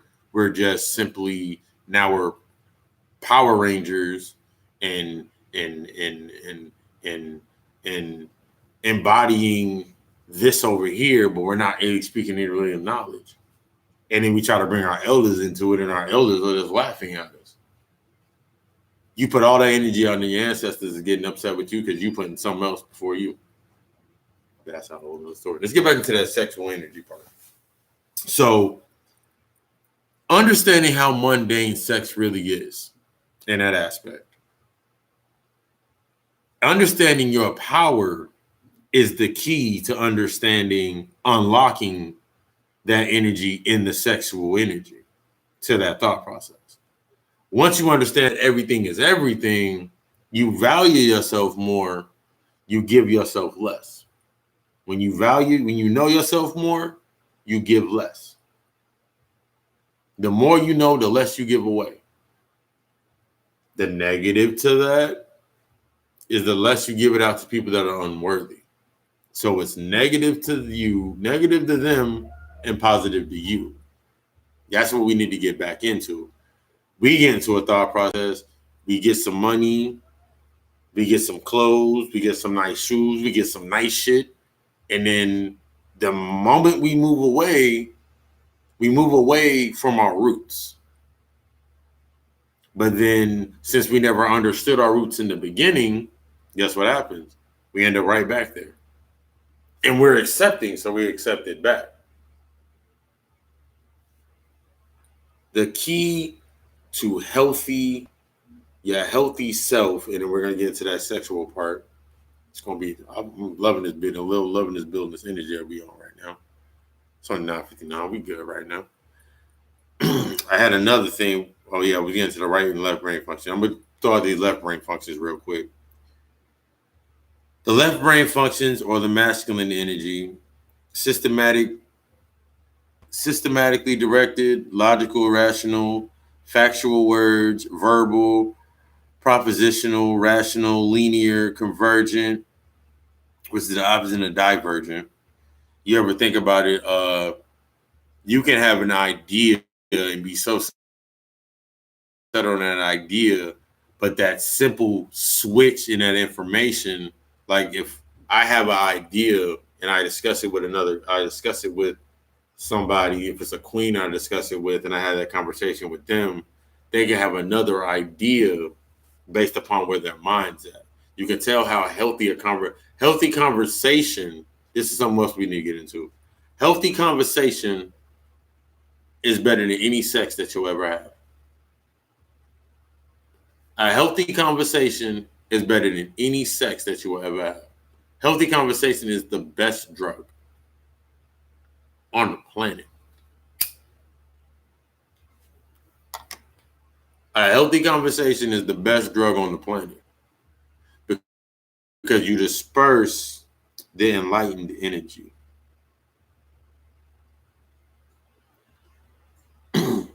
But convergent, objected, sequential, successive, cautious, digital, abstract, symbolic, analytic, and right-hand control. That just made me think about when they said they put their right hand to God. That's interesting. That's an interesting thought, just on that by itself. But when you take the thought process of the sacred energy exchange and who you exchange your energy with, every meeting that you have with somebody is a sacred energy exchange. Because sex just is not sexual. Every moment that you pass somebody, you touch somebody, share information with somebody, the same receptors in your mind go off, similar to having sex. That's why I said conversation is the best sex that you'll ever have, because that's when you truly get to see that person naked. We're in a society where it's over-sexual, but there's over-sexualism in your mind. It's programmed into your mind that the only key to get to a woman is to her body, and the only key to get to a man is to his pockets by giving away your body. I got to give away my energy to get some money. I got to give away my money to get some pussy. Doesn't that just sound mundane as hell? That just sounds mundane by itself. If your thought process is to wake up, go make some money, just so you can go get laid, think of how mundane your life is. I don't care how much ice you put on. I don't care how much Aquafina you put in your neck, and Pepsi just put out what's called the Aquafina. There's actually tap water. There's actually a report on that. They've actually just been putting tap water in bottles. So that just changed the entire paradigm. People saying they're putting Aquafina. You're just putting regular water on your neck. So there's no value. The occult meaning that I take that like diamonds don't have value anyway. So people are saying they put Aquafina on their neck. It actually just matches because diamonds don't actually have any value. Once again, that goes to the thought process. They put a monetary value on something, and since you don't understand true value, you go run to it.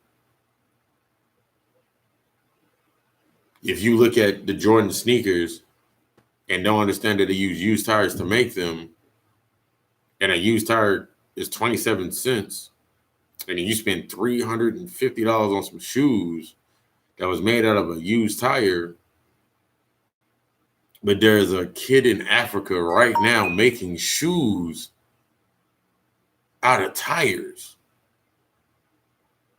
for free.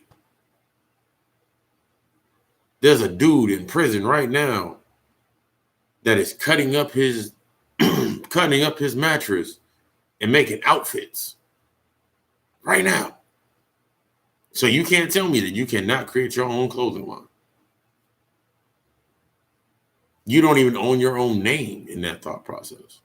And that's when you get to the Morris science. The Morris science is the law. They know the law. That's that thought process and understanding that knowledge. So you look at that like, you don't even own your own name at the end of the day, because you're still going by the name given to you, perpetuated by your slave master. But then it's weird. We've been taught that something so weird that we would sit here and rag on our own people for being healthy. Nigga, you eating an apple? Girl, you eating a salad? Girl, you drinking water? You ain't got no vodka in that bottle? Dude, you eat an apple? Man, we better go get these lobsters, man, because we can go get them. Just because you can go get it don't necessarily mean, just because you can go get it don't mean necessarily that it's good for you. It's available to you. Everything available to you is not good for you. All that shit's available to you. But since we don't understand the theory of time, you're just following the same psychological. It's the same psychological. It's the same psychological program as similar to I give you. You can't read nothing on that shelf, but take this Bible. Same thought process. Everything is everything. Everything is connected to everything. So if I hand you a Bible, but you can't go read those books, I hand you this Bible. But not even realizing that before that time, they burnt all the Bibles. And like, I think it was like 525 AD. They was like in the 1500s, before the Dark Ages. And when you look at the history, we civilized Europe twice. That's when they came with the Dark Ages. They burnt all the books. They burnt all the Bibles. They break that down in the book of Eli. He was looking for one book. But then they broke it down and only Denzel Washington can read it because he was blind and it was in Braille. That was a message to you that you didn't pick up on. But then you wanted to go see a breakdown about Get Out or a breakdown about Us. It's not really the breakdown in those movies. You can simply encode it and look at certain messages and use them. They told you the sun. They give you a movie. You see that. You see the sunken place. I saw a bunch of videos breaking it down saying the sunken place was bad. I saw one video that actually made sense. Panic actually does it. When he does it, the only thing about the sunken place is where you need to be getting to, because the sunken place goes back into the spiritual center or the womb or the water, getting back into yourself, getting back into the water.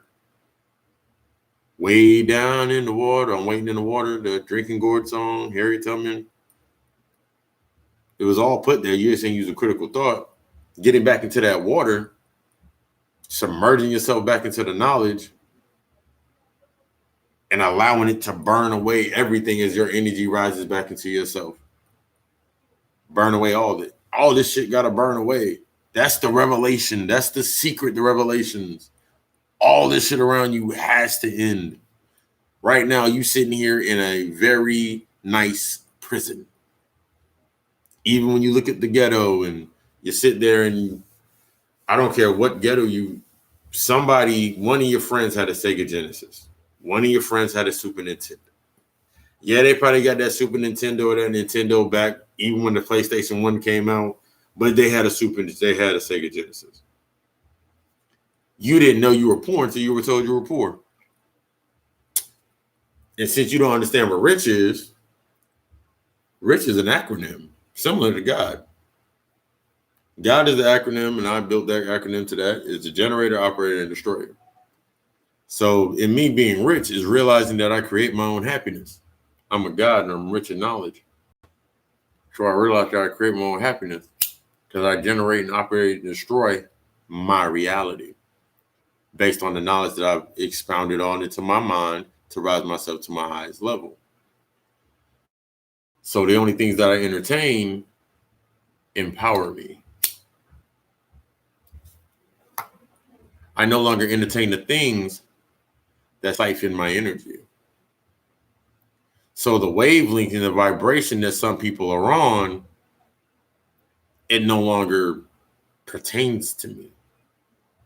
And you think about the over-sexualization, the sacred energy exchange to that thought process by itself. We don't get into that. If you go to India or you look at the tablets of India, they have the tablets of India that's all over the hieroglyphs and the walls and the metanetta in Kemet and all that. There was a lot of pictures about sex. If you pick up a book, there's another book. This is good homework for the queens. Fellas, grab that book too. Remember, they had Steve Harvey put out a book said, "Act like a woman, think like a man." That backwards thought process. it actually made sense in a cult thought process, because if you act as a woman, you have to understand the masculine principles of energy to yourself. So that made sense. Yet didn't no one ever pick up on it. But take that thought process to yourself, understanding that that energy is the reason that you have Marvin Gaye. That energy is the reason that we had Al Green. That energy is the energy that Prince rose up on. That's the reason that we had so many different love songs, because it was no matter what happened, we had love for our queens, and they had love for our now elders and ancestors. So you give yourself away now, your energy away, and wonder why the things are happening in your life.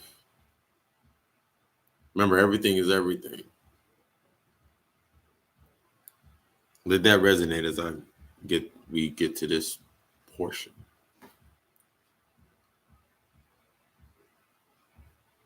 If the person that you're with and you allow to enter you and you receive them, remember, our queens, you're the portal, so you're receptive of pushing out and you're receptive of putting in, so it marks into you. Are they bitter? Are they sad? Are they manipulative? Are they full of drama? Do they know themselves? Do they love themselves? Are they healthy? Just in the physical aspect, your pH can be off. The physical page of your pH, your smell, your feel, all your stuff is off. The mental sense, your mindset isn't right, so the enzymes aren't producing right mentally, so stuff's not firing. The spiritual sense of your pH is your peace and happiness. A lot of us, even males, our pH is off. We have allowed so much acidity into our bodies, so much acidity into our lives. So by nature, the toxicity, remember, acid is toxic. Alkaline is the pure part. That's the pure. Our body's naturally alkaline. Even some of the things that start off acidic, like limes, they become alkaline when they touch our body, hit our system. You wonder why in your life, one, it's a patriarchal society. So that's one part of it. We have to get back to the matriarchal society, get back to that's why the feminine energy is rising to balance. The feminine energy is not, the reason they don't want the feminine energy to rise is because it will provide balance. Right now, we're at an imbalance. But more and more, we come at a balance. You ain't never more balanced until you with a woman. You ain't never more balanced until you're in a relationship. But based upon the knowledge inside of you, it's how balanced you begin, because how it begins is how it ends. But back to that. If the queen or the woman that you lay with, and I remember somebody told me, somebody tried to argue with me, man, we shouldn't call our women queens. Queen means whore. You understand the etymology of words? I was like, I understand the etymology of words. But as I always say, once you understand the spell, you can manipulate the spell in your favor. Similar to soul food, gave us the worst parts of the animal and we made it nourishment. That's the way we need to start treating everything. It was a learning process. We got stuck on the emotional part and continuously doing it instead of re-invoking gaining through knowledge. They didn't have the access to the knowledge that we have now. We have the access. We have all the access, but we have all the access, but we have all the knowledge and they have none of the power. they had all the heart and none of the knowledge. So if they had all the heart but none of the knowledge that you had, and they did what they did, and you have all the knowledge, now you ain't got the damn heart. See how that doesn't balance out? That's imbalance. They keep you at an imbalance. Your pH is off. Your peace and harmony is off. Your polarities and your polarities are switched to negative. Therefore, your harmony is switched to negative. So they're off. They're going against each other. The only way you can get them back on the line is understanding the negatives against your peace to bring yourself back in balance with your harmony, so your peace and harmony become balanced. It's the only way for your pH to be back in line. Take away the toxicity. How do you take away the toxicity? You remove the negative anatones that have been programmed into your head. How do you remove the negative? What happens after you remove the negative thoughts that have been programmed into your head? It doesn't exist. Thus, you saying the white people are oppressing you, they don't even exist. At this moment in time in my life, white people don't exist to me. They only exist in the spaces that they need to exist and play out in my reality. Other than that, they don't exist. They don't exist to do anything to me because I'm not who they call the human side of you, they call you a nigger. You understand the etymology of the word, simple as that. Nigga went from nagger to nijis, a negus, a nijus, king, ruler. Naga was more of the same. They lacked the intelligence to understand the word, so they turned it, they couldn't pronounce it, didn't understand it, so they couldn't say it. So they said nigga or nigger. That's cool. I'll be a nigger. Then they said nigga's a real ignorant person. Then you go to the thought process. They put their face on us and they put our face on them. So who's really the nigga? If nigga is ignorant and you doing ignorant shit, based upon stereotypes and a fear-based narrative, who's really the nigga? If you a god, somebody got to be the nigga. In order to have a barometer of life, somebody has to be the other half of it. So you being a god, you being a goddess, you being a titan, you being a chaos being, you being the original, you being a titan, somebody has to be the nigga. Somebody has to be the jigaboo. Somebody has to be the other end of it so you understand what you are. The only way we can understand what we are is by somebody else being what we aren't. That's the balance. We get so stuck on the I had a dream speech. I have a dream and protesting. Everybody's everybody and everybody is love. We get so stuck on that thought process that we want to be so included and make everything so inclusive that's how your energy is being siphoned because you want to be included in their shit. They don't have the genetics just in that space. They don't have the genetics to be what you are. They don't have the genetic system alone to go stand in the sun without them skin getting burned. So how do you think they are? They're children. They say your shit is demonic, and they're just now reading. They've been using your stuff and doing satanic Bibles and Luciferian coats and all that shit. You get upset. Who they doing that? That's that devil's worship. They worship in the dark. We're the original dark. You give them power without even thinking about it. Just in that thought process alone. You give them your power without even thinking about it. You say voodoo and all these things are evil, and you invoke your power into it, saying that it's dark and it's negative, and they use it for negative shit. They use our magic, our science, our divine maths, our divine science, our divine teachings as evil. It's just an energy. They use it for their purposes, which is evil, bad for us, negative for us, positive for them. And you can study invoking and give them all the power in the world.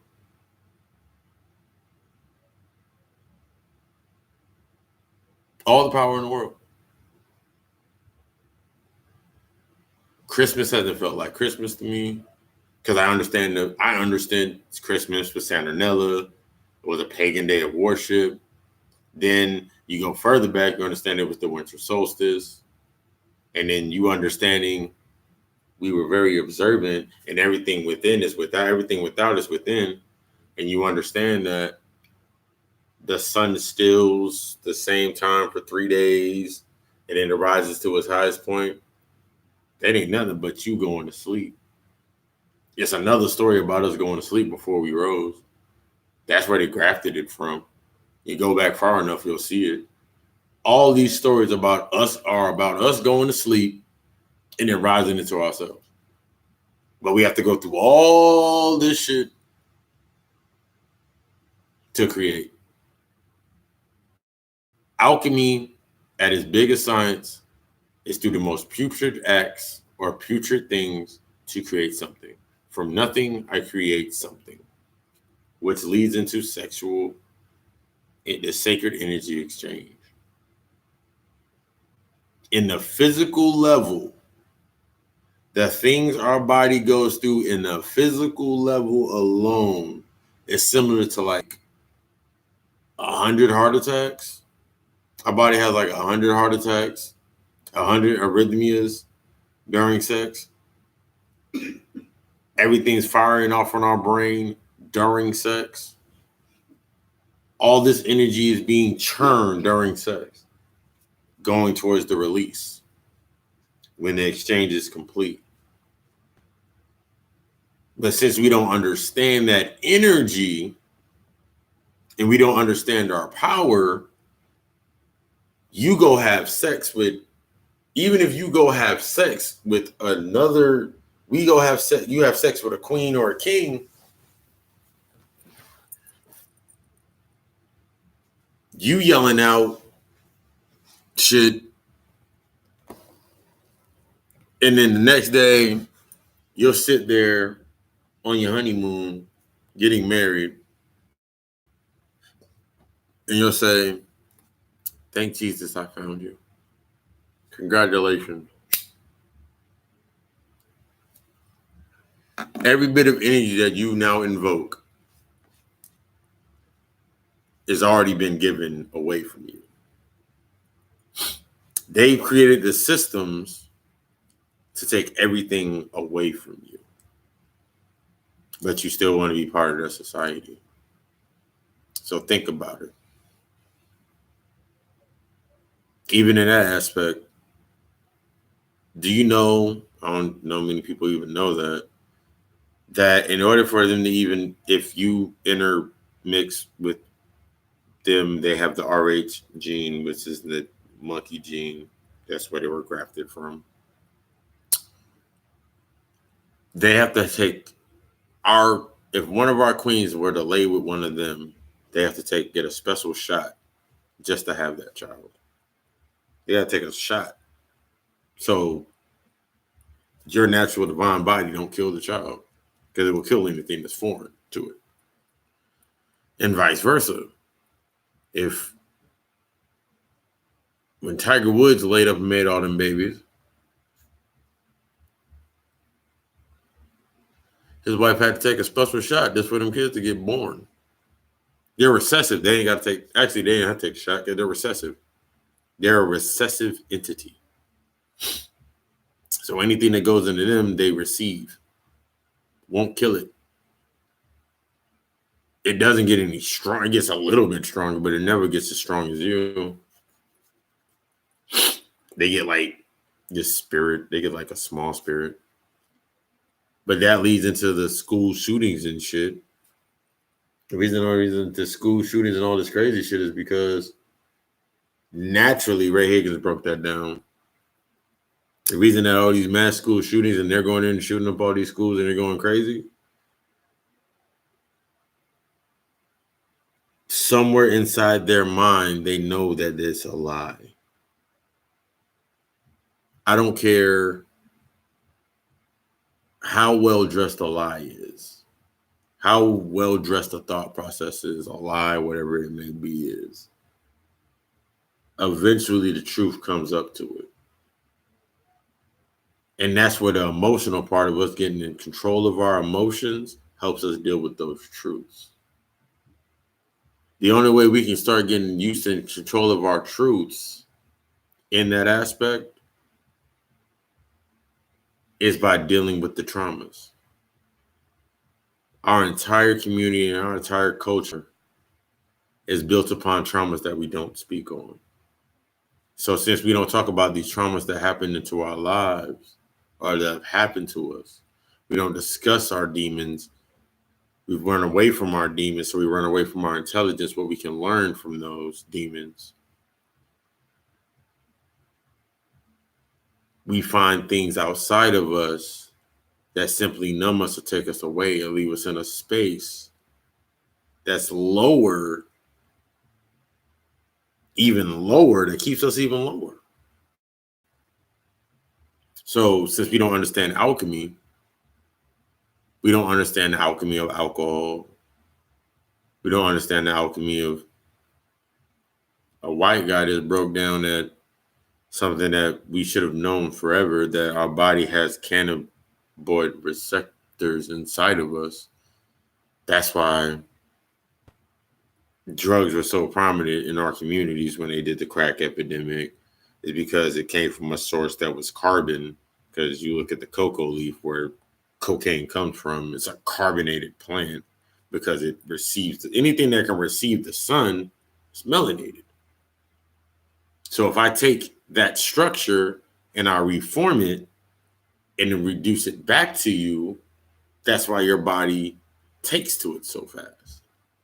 That's why they could give us crack and it was an epidemic, because it was a carbon based item. That's why they can manipulate marijuana now and we seem to die without it, because it comes from a carbonate. It starts from a carbon based alchemy. That's why they can give us all these toxins inside of alcohols, like 40 ounces in malt liquor and these malt beverages and beer. And they put it in the brown bottle so the light doesn't distill it, destroy it. Or they put it in a dark can so nothing destroys it, because it attaches to us faster. And since we don't understand the alchemy, we don't understand the science of these things, that's why we get so prominent and so stuck with us. And since we don't talk about our traumas that connected to us in the first place, that's the spiritual part. So if you don't understand the spiritual part and the spiritual makeup and how the mentality comes connected to it, the exchange that happens into our bodies leaves us addicted to things that we don't even understand why we're addicted to them in the first place. You'll sit here every single day of your life addicted to something, trying to fight away from something, not understanding.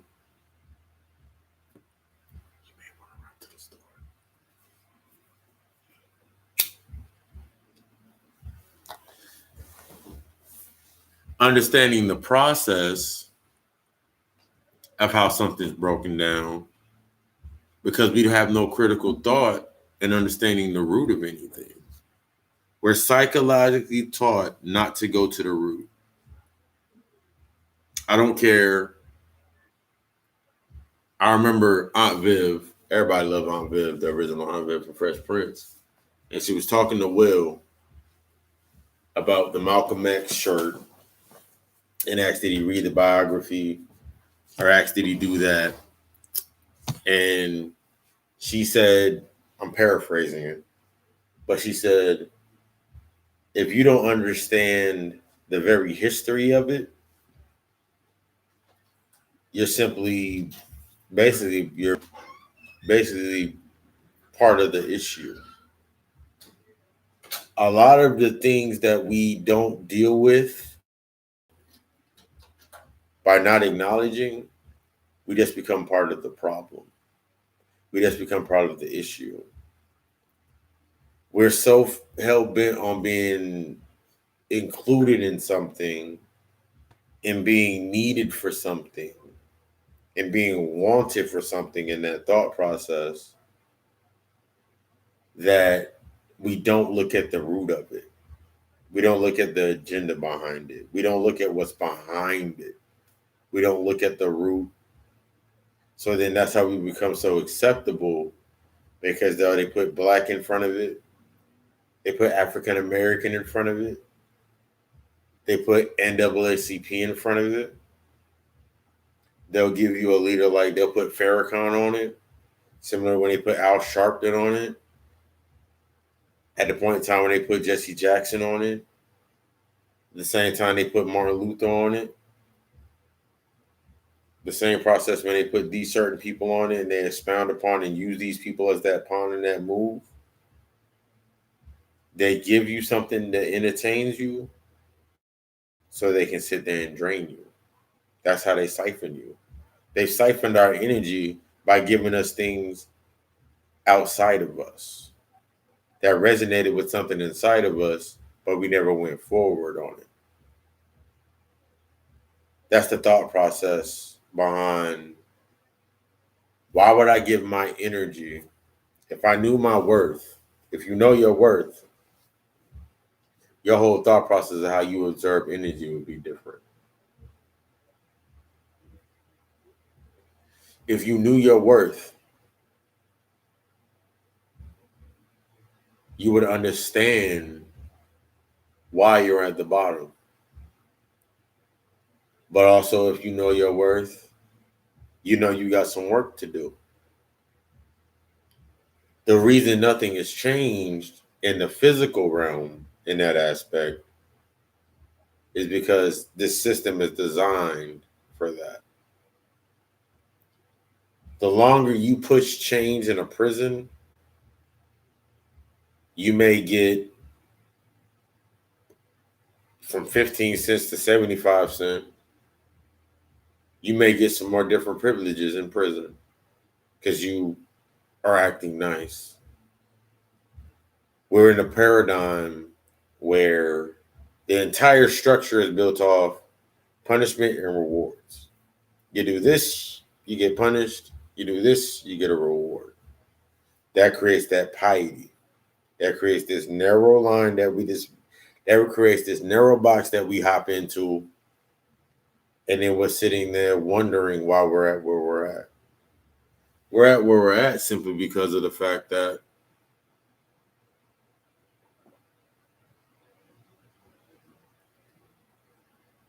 we accept it.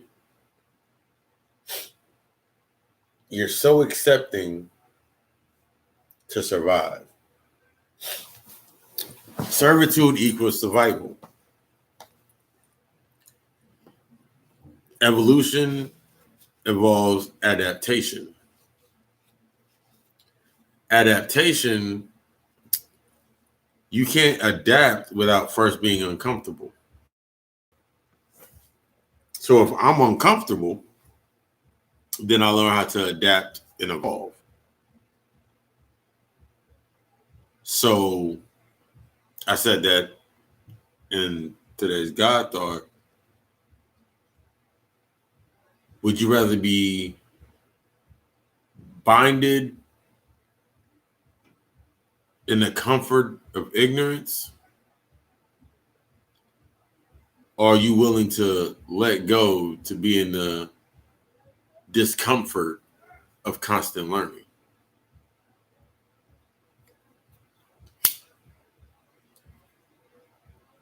Are you willing to take yourself past the space that you're at right now in this time? How long are you going to keep doing it? How long are you going to keep putting yourself to be siphoned? How long are you going to block your own blessings? 9 times out of 10, understanding there's no one to blame but you. There's no one to blame but yourself. You block your own blessings. How many times are you going to sit here and keep subjecting yourself to what you can control because you know about it? Niggas ain't shit. Okay.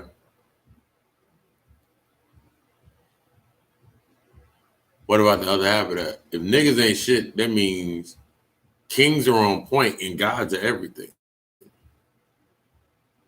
These bitches ain't shit. That means queens are on top and the goddesses are everything that we should worship. You can't get to where you need to get to. That thing about idol worship was kind of true. For me as a god, I don't worship nothing but our queens. And I won't worship nothing but my goddess. Just in that aspect, think about that. So as a goddess, you should want nothing less to worship you other than another god, than a god. Got to break that competition. Why are you competing with yourself? If everything's a reflection of you, why are you competing with yourself? How can you sit here and compete with yourself? Ultimately. She thinks she cute. Busted ass lace front. You are battling or talking about somebody else's hair. But you got the same hair, even if it's a different grade of hair in your head. Y'all both went to the same place to go get the hair. What was different? Oh, you had a little more money to go get the better grade of hair. Congratulations. You're the best dressed in the prison. Congratulations. You're the best dressed field Negro. Congratulations. You're the best dressed house Negro. House Negro in the church every day makes sure their hat look better than Miss Hattie's hat. Field Negro out in the street selling the same poison at a lower price just to beat out the other field Negro. Congratulations. You the best dressed nigga on the plantation. Congratulations. You got the best horse and buggy on the plantation. Congratulations. Let the dead lay with the dead. If you're going to complain about it and not bring any change to it, why complain about it? You're going to complain about your job, but you ain't going to do nothing to better yourself to either create your own business or get to a point in that job where you can change something. Why complain about it? You ain't doing anything. Steady waiting and looking for somebody outside of you to do something for you when you have the knowledge and they have the resource. The steps that they took, they laid out a blueprint for you to go get the knowledge. They left a message for you. But since you don't like the messenger, you don't listen to the message. So you miss out on the treasures. We've been taught to miss out on the treasures. The reason that we miss out on the treasures on that simple instance is we're stuck in that spookism. That spookism is what got us stuck. I don't want to look at the dark shit. I had a funny instance. I was doing a little recap of the night. I believe it was Wednesday. I did it on Wednesday night. Damn, needed some water. I was doing a recap, and a gentleman came in, and he was like, the first thing he asked me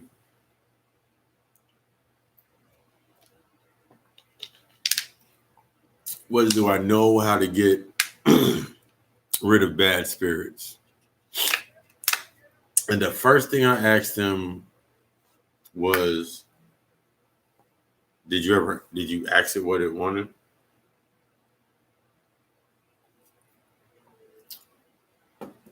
As I'm doing this, I'm on my phone because I'm doing a live on Facebook, but I also have Facebook on my laptop where we're giving this message right now. I looked them up because I've learned to research everything. That's one of the keys.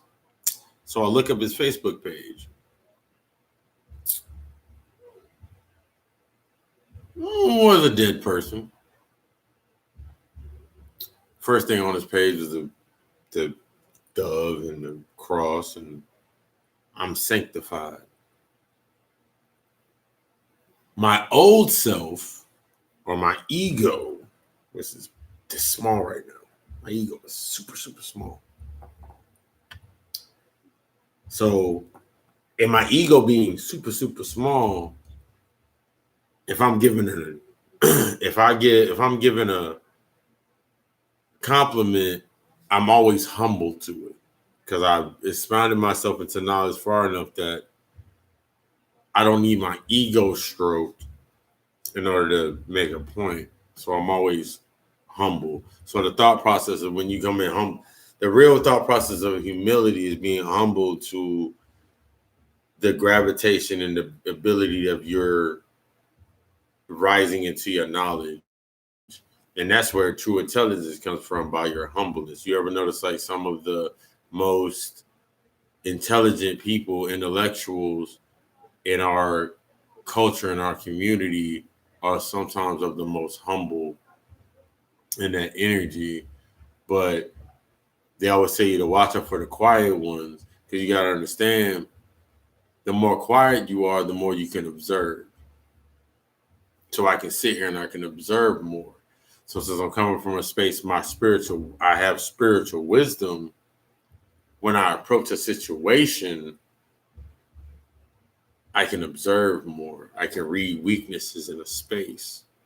So since I understand that more and I dive more into myself, I can remove the tethers that are attached to me, which goes into that spiritual part about bad energy. He said, can I move evil spirits? Jumped over the question, asked him, what were they? Did you ask them what they wanted? What were their intentions? So you feel that he's still going in, asking the questions in the feed so you can speak to spirits.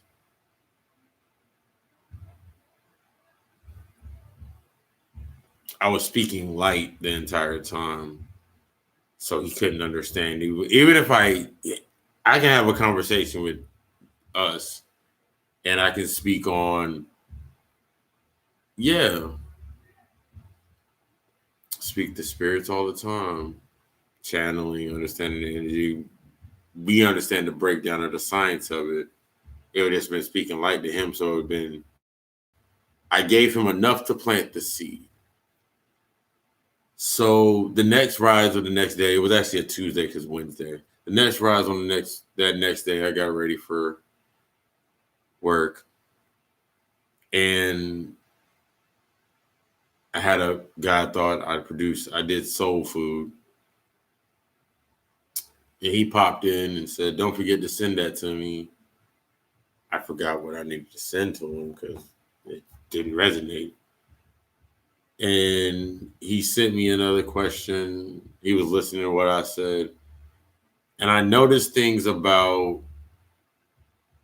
religious people. They're very literal to allegories. They're literal because they've been programmed to think everything's literal, not going to the allegory.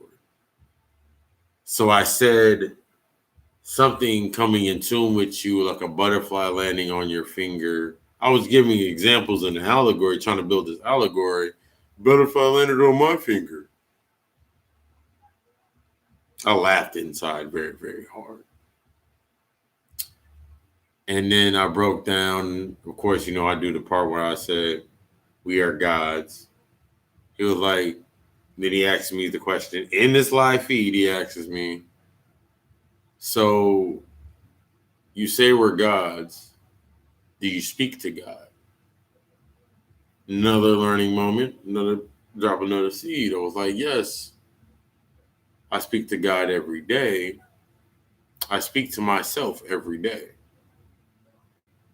Went over his head. Speak to myself every day. Oh, I see. Okay. That means I understood he didn't understand what I meant. But that goes more into when you understand your power, understand yourself in that space of your energy to who you are, no one else matters.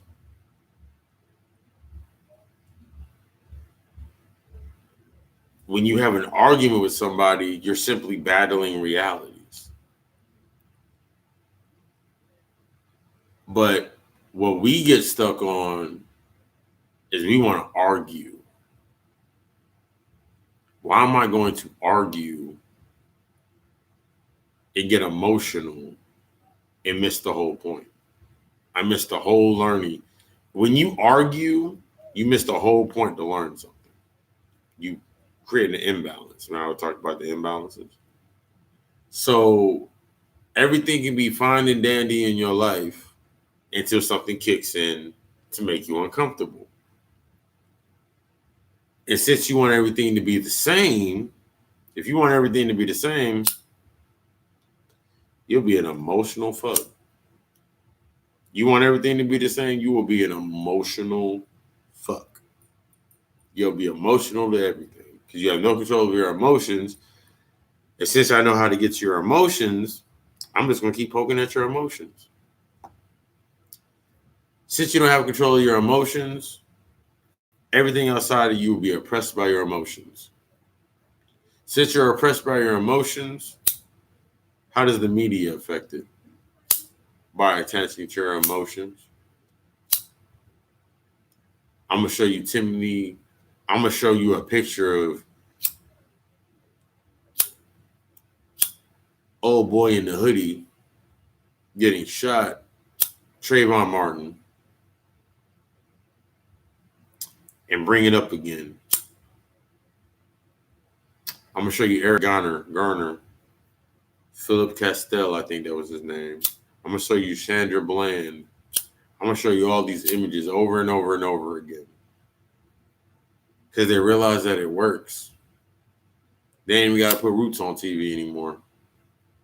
Because they now have Eric Garner and Trayvon Martin. See how that works? All they can do is repeat and do repetition. You have been taught to think like them. You have been taught to eat like them. Thus, you've been taught sex like them. You have been taught everything as them. So being taught everything as them, you have been taught to be less than you. So since you have been taught to be less than you, and you don't understand simple things as traumatic events, you don't talk about your problems. One and the same, one and the same. They'll go shoot up a school, you'll go shoot some heroin in your arm. One and the same, one and the same. You have an issue, you'll go shoot some junk in your veins. You'll go shoot heroin in your arm. They'll go do crystal meth. They go smoke meth. You go do a sherm stick. For most people don't understand, Sherm sticks is when you take PCP or LSD or angel dust and they would bake it into marijuana and then they would roll it up and then we get high. New Jack City, remember when he was talking about that Brad Haynes dust, rolled that up and got zooted and booted? Yeah, that's the same difference. You've been taught to want to be like them so bad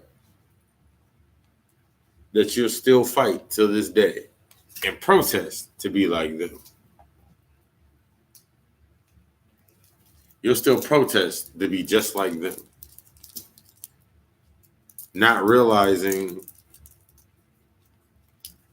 that's the distraction. You will sit here every single day wanting someone to be in your life,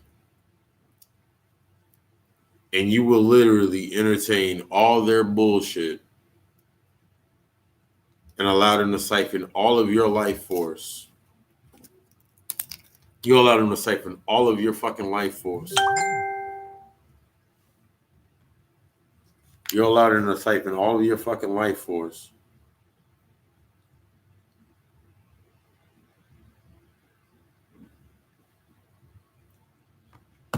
Every single day. You allow them to suck out all of your fucking life force. For what? A free meal? To get your nails done? For them to buy you a 20, whatever, I think it's like 2K20 now. You'll allow somebody to degrade you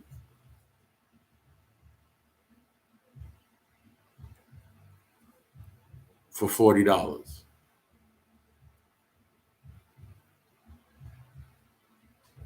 You'll move your body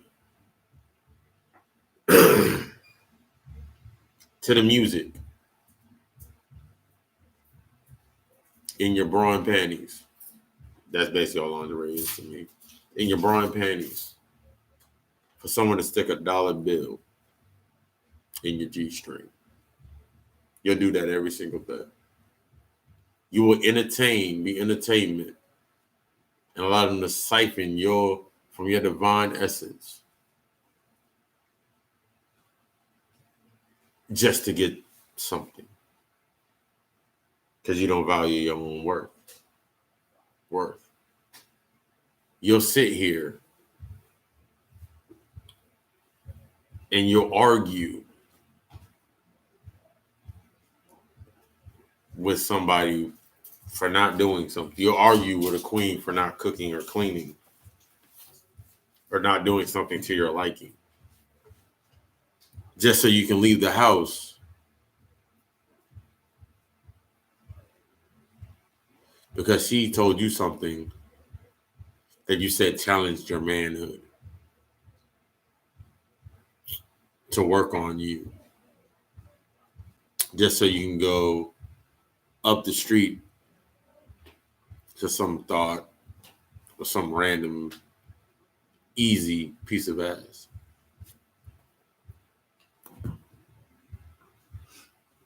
You'll do that. You'll let them put on TV and a motherfucker will sit there and glamorize side chicks. I'm in North Carolina now, and that YouTube special, I remember when it came out, The Side Chicks of Charlotte. And I think at that point I stopped watching television. Because I thought about it. You allow someone else to write your narrative. You allow somebody else to set you straight. You allow somebody else to entertain you for the benefit, because remember, you already aren't worthy. In your mind, you're already not worthy, but you say you deserve the best. But if we're both told we're not worthy, How can I give you the best?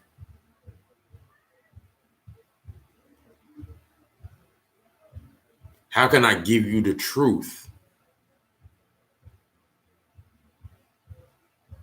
if I don't know the truth of myself? How can I reflect from truth if my entire indoctrination in my mind is not on the truth? How? How can I accept you for who you are when you haven't even accepted who you are? How can I be open? How can I expect someone to be open to me and help me better myself if I haven't been open to myself and better myself? How can I help somebody work on their traumas if I haven't worked on my own?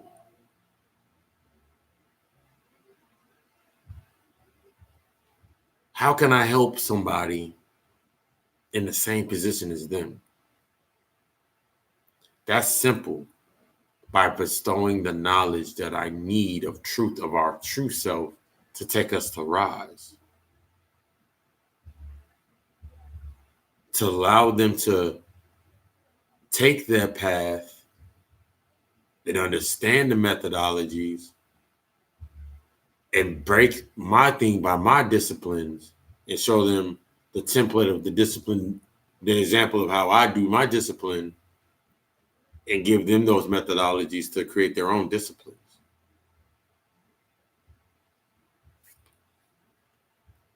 Why would I sit here literally something that is steady siphoning me? I don't see you at the club. I don't see you at the library. Fuck the bank part. The bank part comes after I go to the library. How can I don't ever see you out in the streets? I don't ever see you at your house.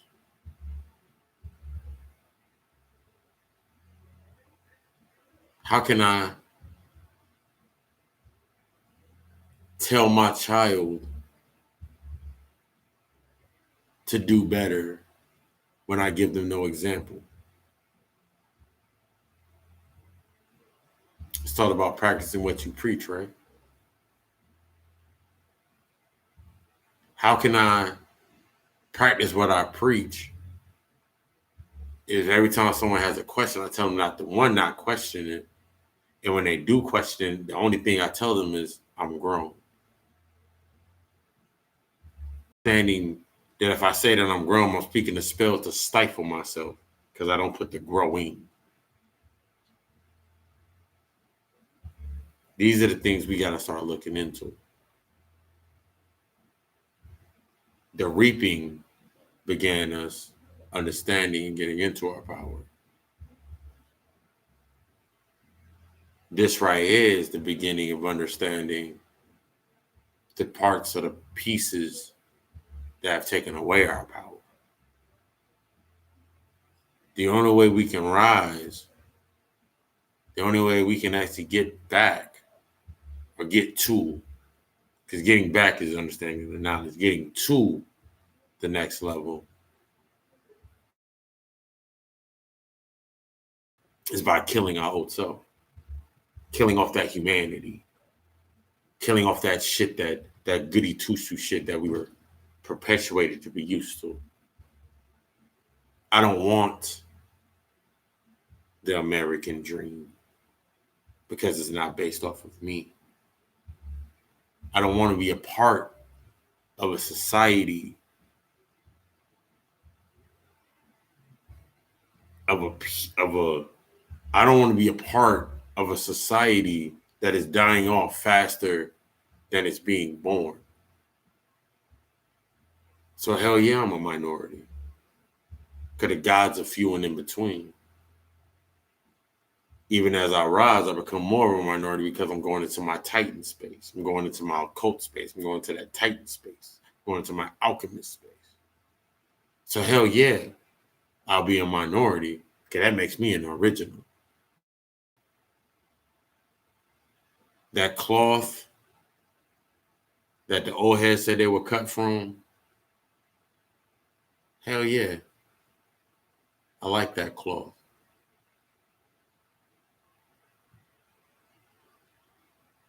At this point, I don't even want to be a king anymore because that means that crown was given to me by somebody else.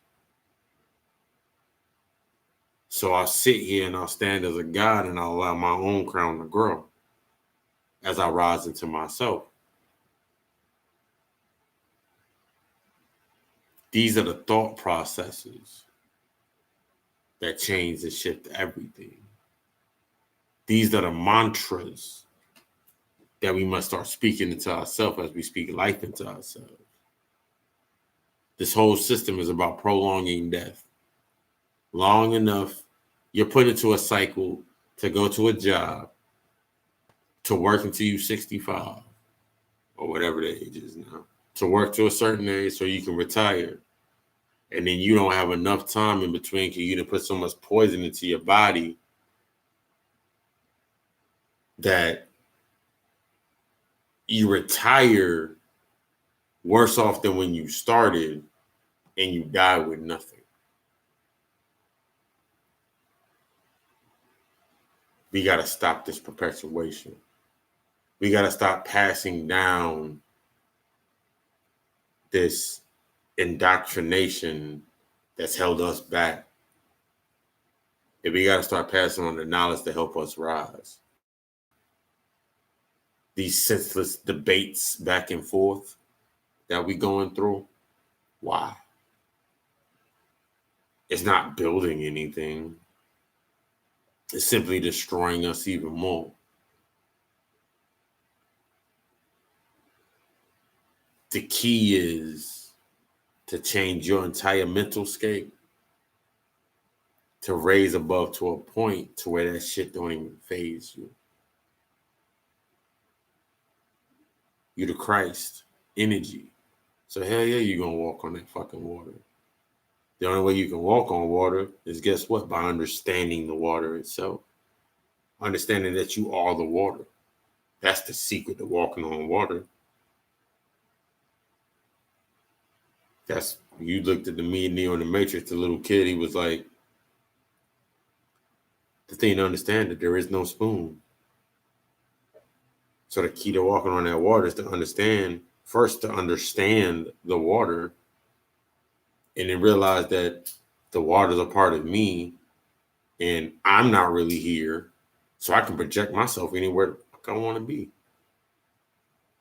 The process is to understand that all of this is a thought process and conduit of my mind so I can move it at will. That's how you move the shit. And when you understand stuff like that, you understand how we built the pyramids. You understand how we put together Stonehenge. You understand how we did all these great things because we understood our minds. Our minds were all in the mental. The mind is all, and everything is mental. That's the reason behind that. Once you start understanding that, you understand why they call our practices demonic. Once you understand the etymology of words, you understand things like demonic comes from Damien, that Latin word meaning Damien, which means intelligence. So hell yeah, I'm very demonic. I'm very intelligent. But I'm very intelligent enough to know that I don't know anything. So I'm not weighed down by knowing. I'm simply rising in my doing. That's the key. That's that secret.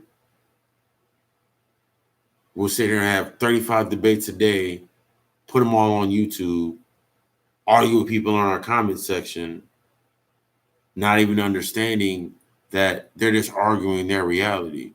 If you don't agree with me, So what? The message isn't meant for you. That doesn't mean you saying that and debating that me taking me off of my square now hinders somebody else from taking the information on the path that they're trying to get to. That's that unity part.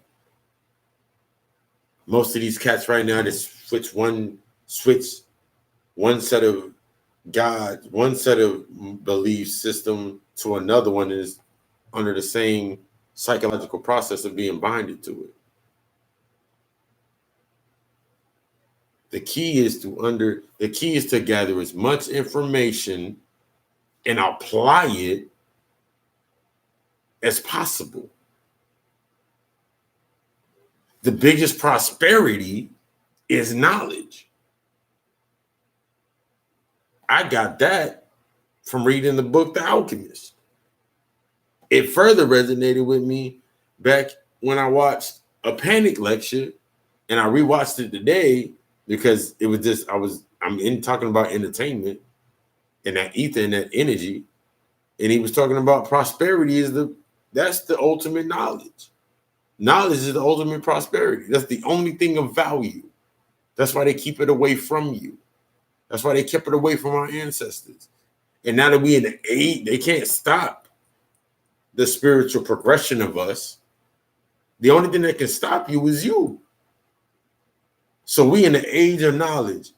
We've been shown the internet, which is just all these systems around us are just mundane understandings of what they understand about us.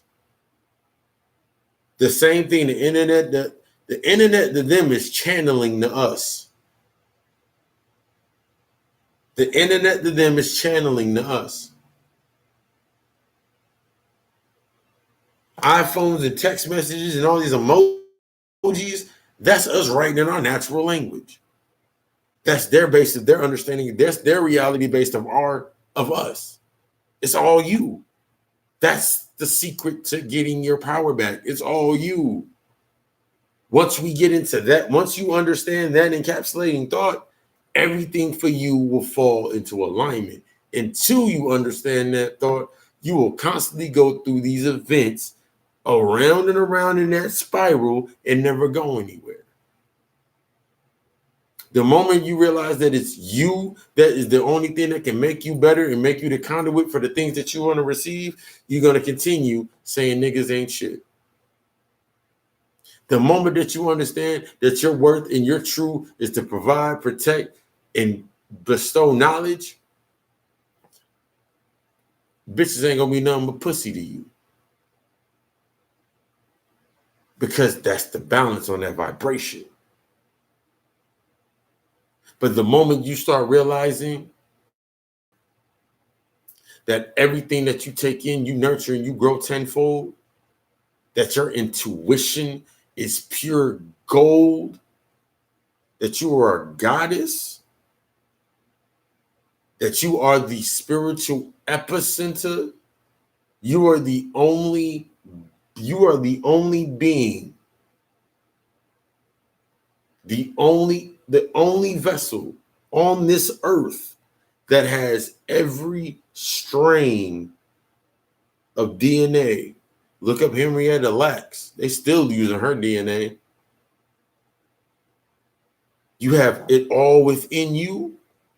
You understand that you are the pure gold. You are that forbidden fruit. You are the captivator of that knowledge. And that's when you reflect as a queen, as the goddess that you are, and you attract the God and the king that you deserve because you realize your worth. The moment that you realize that you are to protect with your life, you are to provide with your life, you are to give the knowledge with your life.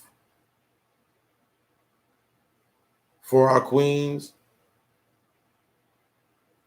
at every given moment, you'll stop entertaining to these chicken heads. You'll stop entertaining to the scallywags and boogawoos, the skeezers. You'll stop entertaining them and allow them to drain your pocket and use you like a fucking ATM. Because to them, you are an ATM. Because that's all they understand, because they're in the paradigm of not having worth.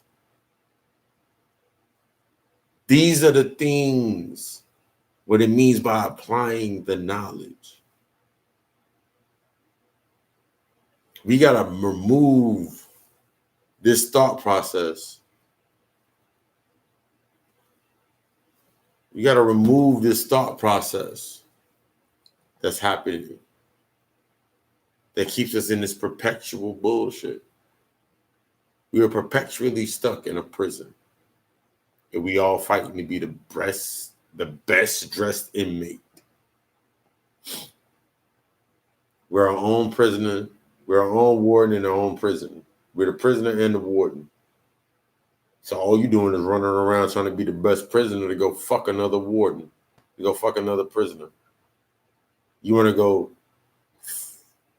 fuck another fucking prisoner and you become her warden, locking her down.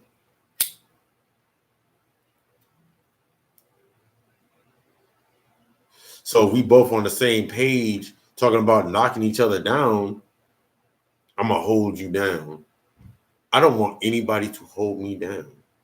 Just me naturally understanding the zodiac system and that I'm a principle, all the principles of every zodiac is what we are.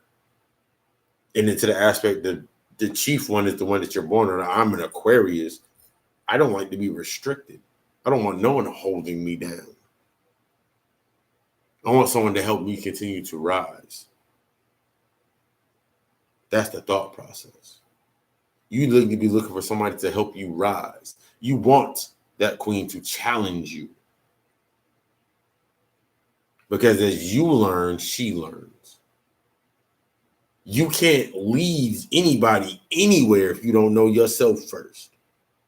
That's the ultimate homework that should be going on every moment, is to learn yourself, young kings. It's to learn yourself.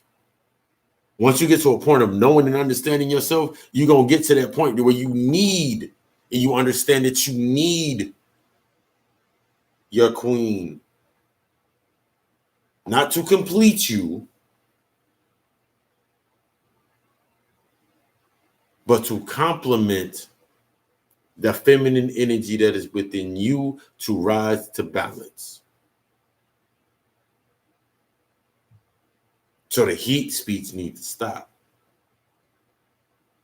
Because we all going through a traumatic event. We've all been through the traumas. We just need to start talking about it really to actually start healing. When you going to start healing? When you actually going to go into that dark space and actually heal? That's that key. When you going to go into that dark space to actually heal?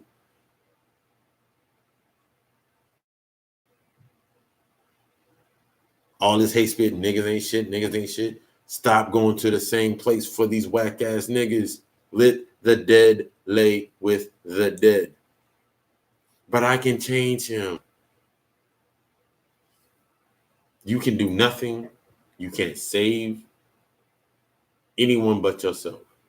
You cannot change anyone but yourself. You cannot evolve anyone but yourself.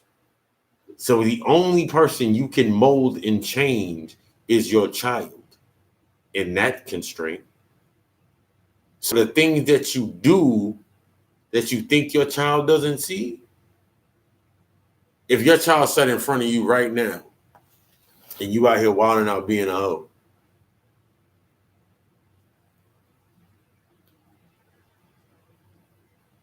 and then all of a sudden you go on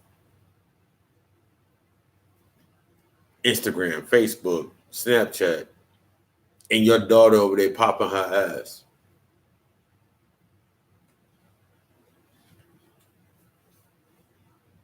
How you gonna tell her not to do it when you were just doing it 15 seconds? You were doing it. You were just in the bathroom showing your ass. The thought process when it goes to the kings in that thought process. How can you be upset when your daughter bring home a man just like you?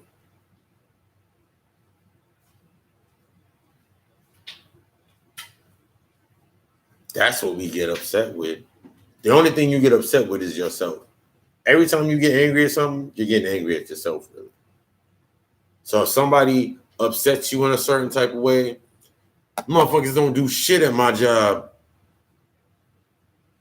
What are you doing? Motherfuckers don't do shit over there. What are you doing? You went over there. They doing the same thing you doing. They're just a reflection of you. They're just a perception of your thought. The more you understand yourself, guess what? The more you tend to be like, the more you start understanding yourself, the less fucks you give. The more you understand of yourself, the less fucks you give. The more I understand of myself, the less fucks I give about certain things. And the more blunt about it, I've become rather blunt. I've always been rather blunt, but there was no control to it. But now that I understand myself, it's like because I had a deeper understanding of these things.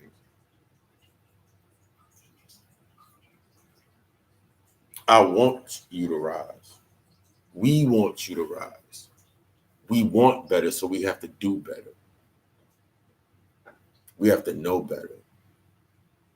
Instead of floating in this sea of lies, when we start grounding ourselves to our own truth, that's the only way we're going to get somewhere. That's the only way we're going to get better. That's the only way all this shit's going to change, is being and saving and taking ourselves first and then laying the foundation for the example. The only way.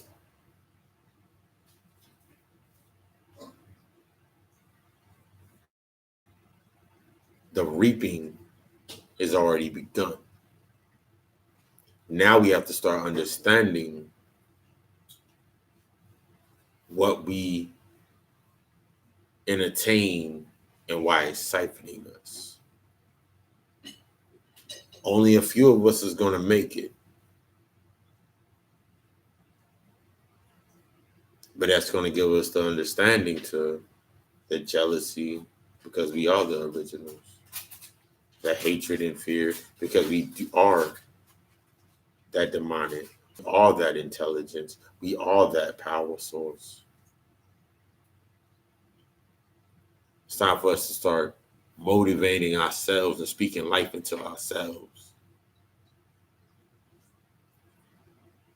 I'm thinking about that Lil Wayne song. Got the world on its fucking head. It's past time doing that. Made me think about us, the song Let It Burn.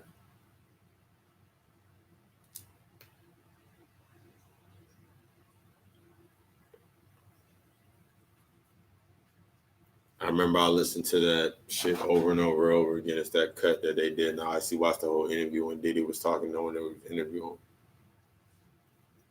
Close to that one question. Before I say anything in this closing, it's that time for that nice building session. If you have any questions that you want to throw out there, put them in the comments. If I don't get to them, we don't get to them tonight. I will most definitely look through the comment section. If you are not following me on Instagram, it is at Rock Nijas. On my Twitter, it is at GodKing84. It'll come up, just type in Rock Nijas. If you want to go even further, look at my Facebook page. Got a nice little initiation only. Look at Rock Nijas. That's my Facebook page. Go on there, look at the information on there. There are a lot of links to the page for God Kings, God Queens. It's the letter, the number 4. I didn't even say letter. I meant to say the number 4, G.O.D, Goddess Queens at WordPress.com. That's the Facebook page. You'll see a bunch of links that are all in my timeline. Click on one of those. Look at those videos. That's a good spin. If you're subscribed and you haven't subscribed yet to the page, subscribe to my YouTube channel, Set Colonijas. That's where all the live lectures like this is going to come from. The God Thought lecture series is still going to be produced on Facebook. The God Thought lectures are going to be produced on this from now on. I'm also working on the website where I'm going to put it all together and then outsource, going to bring all the power into one space because I'm learning that knowledge of learning how to move on all spaces and bringing it back into yourself. That's the purpose of gaining knowledge. So I'm obtaining it. It'll be under the God, and the God will be under the acronym G.O.D. Occult Alchemist. I'm working on that website now. That's where, when I get to the point where I start putting together classes and the ebooks, and I'm working on the ebooks now, working on a lot of stuff on there, merchandise. I'm also going to put the links for products, services, and stuff, such and such like that. Put all that on there. So basically, in me learning from what I'm learning from and us learning, I'm going to build my platform to be that example, because that's the key to all of this. Teachers build teachers. Teachers create other teachers. Dictators build followers. Teachers create teachers. Dictators create followers. Love and share. Subscribe. Relax. Release the subconscious. Release. Let go of your mind. Let your subconscious free. Congratulations, you're about to become a G.O.D. Once again, leave your questions, your comments, concerns. Leave them in the comments. If you want to email business inquiries or business ideas, you want to bounce off and build on that, go ahead and drop me an email at setcolonijas@gmail.com. If you make it as far to my page and you get an invite to the page, all my other information is on there. Really not going to give up my phone number on here because there's very, very weird folks out here, and I don't want my phone number out like that. So if you have, congratulations. The key to knowing that you're on the right path, the initiation is that this is resonating with you.